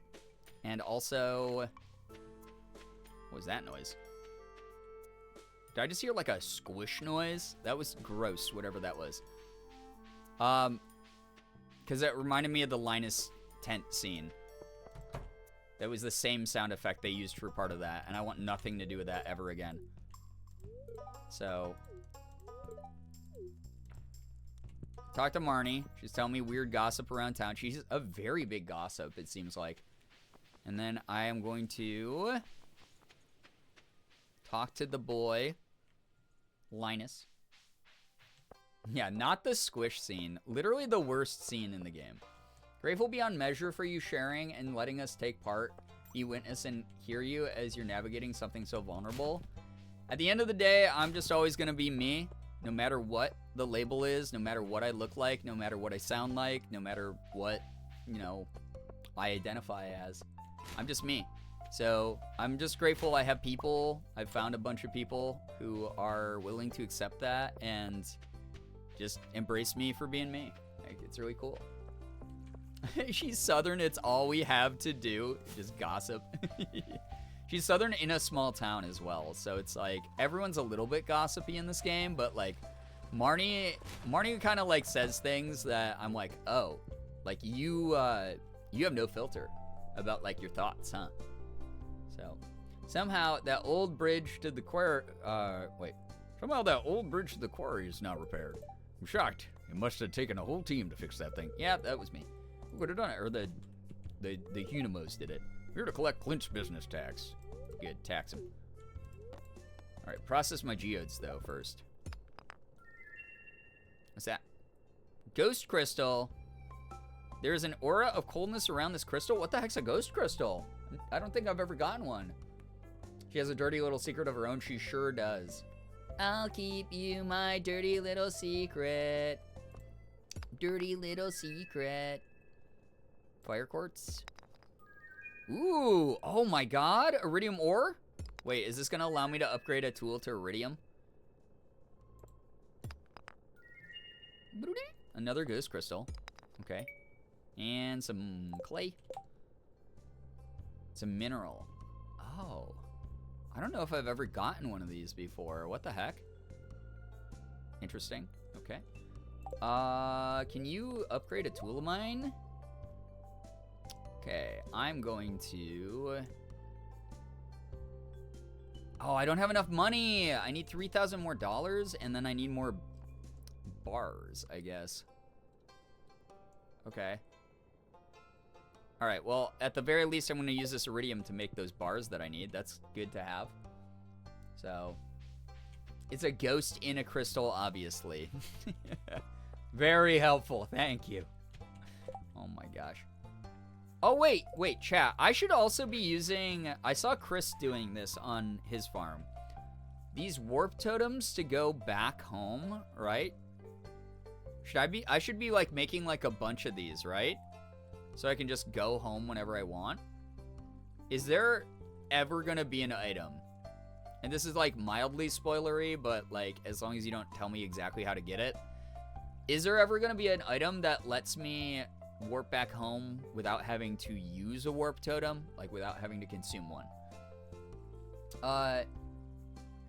The good old days of my childhood boy best friend agreeing to date after years of me crushing, but telling me I couldn't tell anyone and sending me dirty little secret with "It's our song." Oh my god. Listen, I made like everyone that I ever dated in high school a mixtape. And everyone I dated in college did not get one because I was lazy by that point. But everyone in high school got a mixtape. So there was always like one song I was like, this is our song. Yeah, same. I already posted it for the Moonbeams, but do I have a permission to share the doxless version of Tessa's in my wedding video of Late Night Gang in the Discord? Absolutely, Liz. If you want to put that in like wholesome content or something like that, that would be lovely. I'd even be okay, and you can even let the mods know, like in a little note, if you want to put it in general, because like everyone's in general. Everyone would be able to see it there. Whatever dealer's choice for where you put it. So yeah. Crocheting myself a bag for Ren Fair. It's my first ever crochet project. Yeah, you were mentioning that you were doing crochet and stuff. That's awesome. That's so cool. That's very cool. I don't remember how to do any of that kind of stuff, but I've said before I'm going to learn again at some point just to do it. Just to figure it out. All right, so I think the move for today on Stardew Valley is... Wait, I never said hi to Linus. I'm going to go fish. I'm going to fish around. I'm going to make some money so that I can save up for this goddamn iridium tool that I need. And I'll be a happy clam. I'll be good. That scared the crap out of me. So yeah, oh yes is to the, I'm assuming to the, there will be an item that will let me warp without having to consume things. That's good. That's awesome to know. I'll maybe make a couple of the warp totems at some point, but for now I'm okay. Oh, you know what I need to get? I need to get a freaking horse. I need to get a horse. So once I get a horse, then I'll actually be able to get around town a lot faster. Did I missed Linus last time? Because I don't remember where he goes. It's Demetrius. I thought his route led him over here by the pond. Something like that. Not here. Oh man. I don't know where to go now. Well,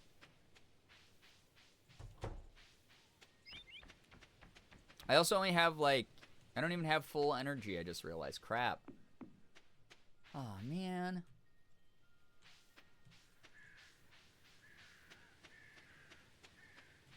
Guess I can forage.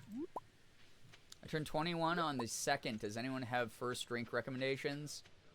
I mean, there's classics like, you know, like a whiskey and Coke, but you should do something fun, honestly, if it's your 21st. You should get like a strawberry daiquiri. That's like a big celebration drink for me. I do love me some strawberry daiquiris. But I'm sure chat's got some good recommendations as well.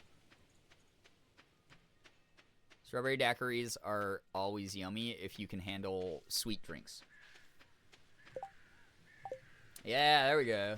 Chat's hitting you up. Letting you know. Let them know. I don't think I needed any of those fruit. I hope I didn't just throw away a bunch of stuff I needed. Alright, clay definitely goes in there because I'll be using that. Oh wait, corn. It's sold. I'll just like put some of these minerals in here for eventually crafting stuff. Including ghost crystals, I guess. Got bread to eat in case I get hungry. Autumn's... Wait, I had this Autumn's Bounty here that I could have used while I was in the mines, too. Crap. Well, you win some, you lose some.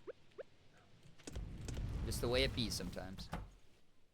My first drink was a blackberry cider, if you do want something simple. That is, like, a good, simple sipping drink. That way, a lot less likely that you'll, like, go overboard as well with it. So, true. Somehow that drink suggestion was the queerest thing I heard in June. What was? A strawberry daiquiri? Like, I don't mind a daiquiri. It's a, like, that's like a vacation drink. When you're 21, you're taking a vacation away from not being able to drink in the bars anymore in America. So, really, it's fitting. It's symbolic, really. Maybe you just don't, maybe chat just doesn't get it because you're not just as intellectual as me. Maybe that's it. Gonna head out for the night. Take care, Melanie. Thank you so much for vibing. I hope that you, your parents, and your brother have a great time. That's so fun. That's awesome. Have a blast. Thank you for hanging out until, holy shit, it's almost 2:30 a.m. Thanks for hanging out as long as you did. You are awesome and very much appreciated. Thank you, thank you, thank you for being here. Again, thanks to anyone who's hanging out tonight. It means the world. Oh, more garbage for the garbage machine. There we go. This way also I realized I won't have to worry about my energy reserves because fishing is so slow. This will not run out by the time it's nighttime. Whereas if I was like trying to make money by like going to the quarry or something, it would probably not be as conducive to big money. Thanks for the suggestions. Hey, what are we here for except for helping each other out, right? And occasionally bantering with one another. That happens as well. By the way, next stream, I'm definitely taking Monday off. Tuesday, I'm probably going to, just because it was the third runner-up, it didn't get as many votes as Stardew and Elden Ring. Probably going to return to some Layers of Fear on Tuesday. This is heads up. Although, not set in stone. If chat wants something else, it might move in that direction. Or if my vibes don't feel like I want to hang out in a scary horror game simulator that night, might change. But I'm fully committed to trying to beat that game. I really want to beat Layers of Fear. Because we beat Layers of Fear 1, that's within the Layers of Fear collection I'm playing. And now we're doing the Inheritance DLC, which I've never played before, which is very interesting. And eventually, we'll get to Layers of Fear 2, which I also have never played. Posted to General. Thank you, Liz. That's so cool. Amethyst, enjoy your lurk as well. But yeah, if you want some Scary Game Tuesday, that will probably happen. I know a lot of people like hearing me yell random curse words at digital ghosts. And you will certainly get much more of that on Tuesday as a result. That said, I feel brave talking about it now because it's far enough out, but yeah, I don't know. We'll see. Layers of Fear is sick and twisted. Another interesting game is Never Ending Nightmare. Never Ending Nightmares is pretty cool. That would be another one I'd definitely have to put like some heavy content warnings on. I never beat that game, but I remember the dev sent me the demo way back in the day, and I played it on YouTube. And I thought it was really interesting. There were a couple things I didn't really like about the mechanics of the game, but very cool concept, especially during that like early era of like YouTuber bait indie horror that was just freaking everywhere on the internet at the time. But yeah, really cool. I like the visual style of like the sketched artwork. Like that was neat. Everything being in black and white except for like the blood. And it had very spooky atmosphere, but yeah, not... Haven't thought about it in a while, if I'm gonna be honest. I tried to play some like nostalgia games like that on stream, and the people who showed up had fun, I think. But it definitely killed viewership, so I don't know how many of those I'll do. I think Night in the Woods might have been the most successful one. So just to stay in that sort of vein of games, I'll definitely be doing like the first Life is Strange on stream, or maybe True Colors, like some people have wanted. So yeah. What was the Ocean one that came out? Oh yeah, that just came out. I just got an email asking if I wanted a key for that. I'm pretty sure. Yeah, It Wakes the Deep. Yeah, something like that. That seems like that's probably the name. It Wakes the Deep. I haven't looked up too much about it because I didn't want to spoil anything, but it looks really interesting from the screenshots I saw. For sure. Still Wakes the Deep. Yeah, that game is good. I'll have to check that out. I haven't watched a playthrough yet, but it looks so good. If, Liz, if you're saying is that worth streaming, perhaps? Like, if I beat Layers of Fear. Because, like I said, I think what I want to do this year is I want to do my typical rotation in games, like I normally do. But because I'm trying to get braver, and because I know a ton of you love horror games, like a ton of you love watching other people play them, I want to have at least one horror game in rotation at any given time. So, after Layers of Fear is over, I'm promising y'all horror games, you know, through the remainder of the year. I know I've made this agreement before with the community, and my mental just like couldn't keep up and allow me to keep doing it, but I'm feeling well enough to keep horror games in rotation on stream. Jordan was playing it the other night. Oh, was he? Okay. Might want to save this one for St. Jude next year. It got spooks. Oh, is it like... All right. Compared to Layers of Fear, which, to be fair, Layers of Fear didn't affect me as much. Like, it definitely affected me, but not as much as it could have, because I was aware of some of the things going on in it, just from having played it before. Would you rate it higher or lower as far as, like, scare factor? If you stream it, it will be the 4th time I've watched it, but I'm definitely down to watch someone play it again. Ooh. Would it be better as a YouTube video or streams? That's the other thing, too. Like, I don't know how long it is. That's the other part of it. Like, normally, and keep in mind, like, normally a game that would take a seasoned horror game player, like, 3 hours to beat, typically takes me, like, 10, because I get scared. It's making me nearly scream jumping watching Jordan play from the tension. Really? Just from the tension? Does it do cheap jump scares, or is it, like, mainly, like, atmospherically built? Because you know me, I like great atmosphere. I like when something's psychological to the point where, like, I psych myself out and then occasionally get, like, a good jump scare in there. I'd say twice as scary as the first game of Blaze. Wow. Ooh, okay. So, yeah, like, really scary. But here's the problem with that. I want to make sure it's also a game that, like, I will be able to beat. Because if it's too scary, I might be like, guys, I have to take a mental health break from this game. And I don't want to do that. I want to make sure that it's like something that I'm going to be committed to beating. Like, I like Layers of Fear because you get that safe room to return to your painting. That ends up being like a little bit of a reprieve from everything in between the like episodic vignettes that are told. Atmosphere is deliciously horrific. It's a rig out on the North Sea. Oh god. You know what that just reminded me I never finished that I really have to go back and finish at some point? Is Soma. Soma, we were so far in it, and I was allegedly at the scariest part of the game, and I never finished it. Yeah, how does it compare to Visage? Because, yeah, that's the bigger question. That's, like, for real, though, the big question. How does it scare? The scares are less bullshit than Visage. Ooh, I might be locked in on that, then. Because I would like Visage if, A, you didn't have the stupid sanity mechanic that they stole from Amnesia, where if you're in the dark too long, you're more likely to be hunted. Hate that mechanic. I think that's silly. I know it's like a resource management thing, but I'm just not good at it, so I'm going to dislike that. From a personal standpoint, if you like that mechanic, great for you. More for you. And also, yeah, a lot of Visage's jump scares were just really cheap and they didn't feel earned.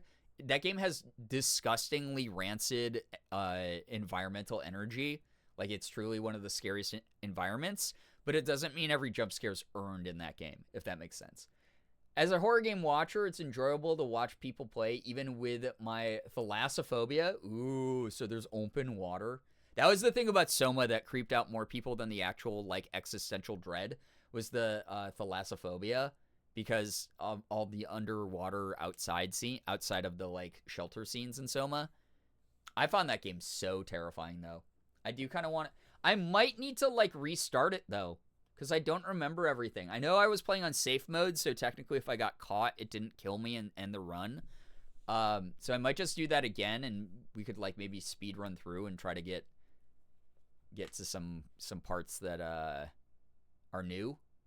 But if I do boot up Soma again, it would be a vote of if I restart it or if I just continue from where I was at, which again was allegedly the scariest base in the game.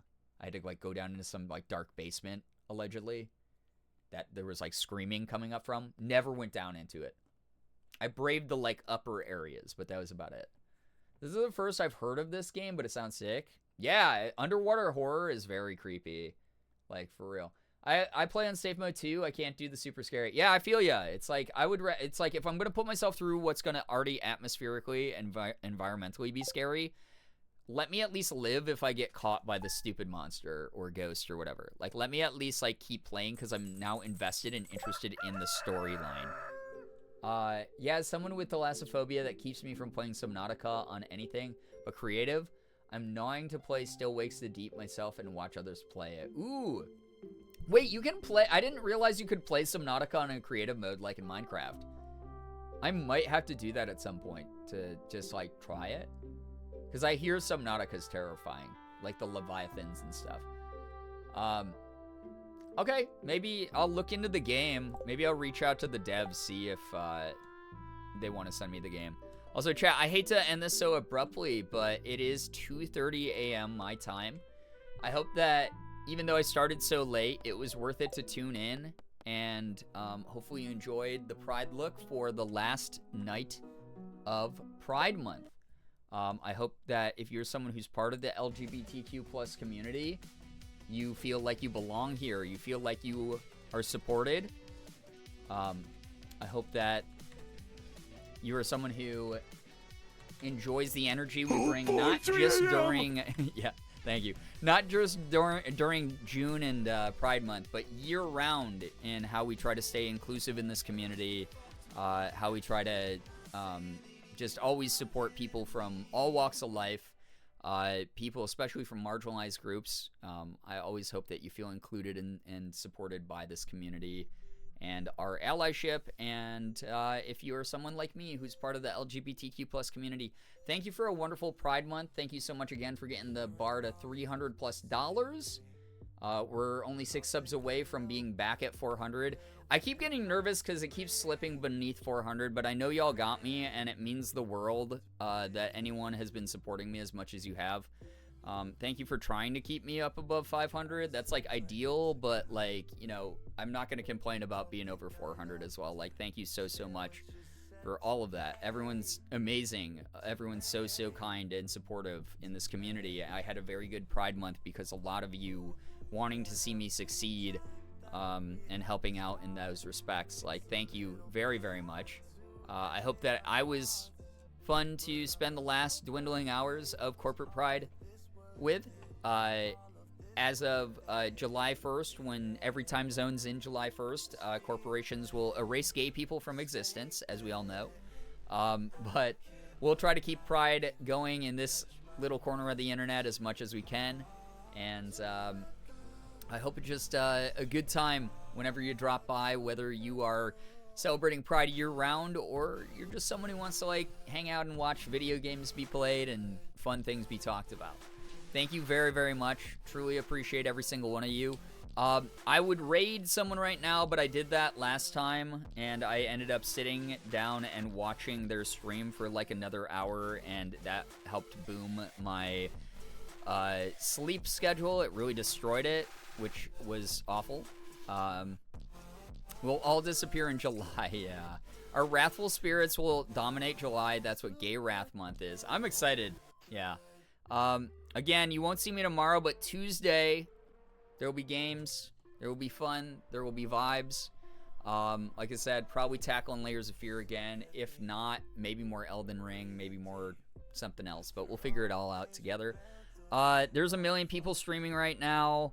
You got Chris, Julia, Jordan, Ethan's live, for some reason. I don't know why he goes live. He doesn't even talk to his community. So those are my 4 choices of where I would drift off to. If you do decide to go into anyone else's community tonight, please keep the vibes good. Please be mindful. Please be kind. Be good representatives of what we do here. But I'm going to get going. Thank you for a very peaceful last night of Pride for me. Thank you. Sorry again for the late start time, but thanks to those who were able to stick it out and hang out tonight till the end here. Thank you, thank you, thank you. Truly, thank you for making Pride Month fun. We hit a bunch of cool milestones. There's only more to come, and there's gonna just be more fun things throughout the course of current year. Thank you very much, everyone. I hope y'all had a great time. Thanks for the follows, bits, subs, resubs, gifted subs, donations. All of you are lovely. Thank you again. If you want to see one last look at the full fit, got this going on.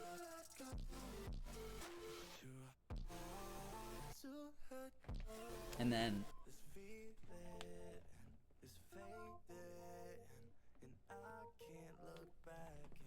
there's the full dress. Kristen Michelle, thanks for the follow. Appreciate that. Apologize, I'm just leaving now, but I'll be live again Tuesday if you want to catch me then.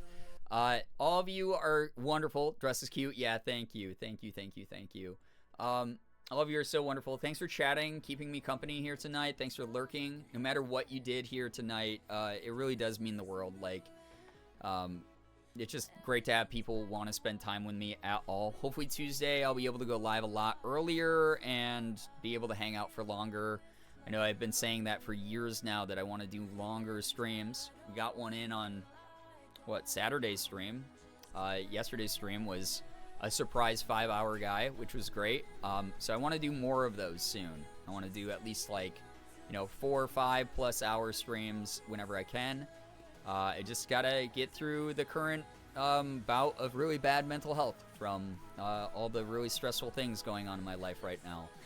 Those of you who are still here supporting me, though, and want to see me survive the brutal world of full-time content creation, thank you. Like, truly, truly. I wish I was as big as, someone else, like a lot of my friends who don't have to worry about bills, so that I could just vibe and be cool and not have to talk about stressful, shitty things. But it's just sort of the reality of being someone who's a mid-sized content creator and has been like their whole career.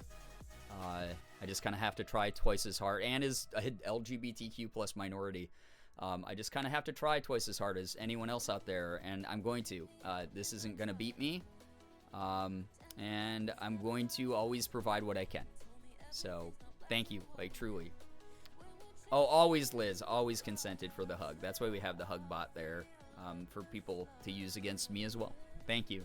Hope things get easier for you. Thank you. I really appreciate that a lot. Thank you, Poisonous. Thank you to any of you who are willing to listen to me bellyache about stuff.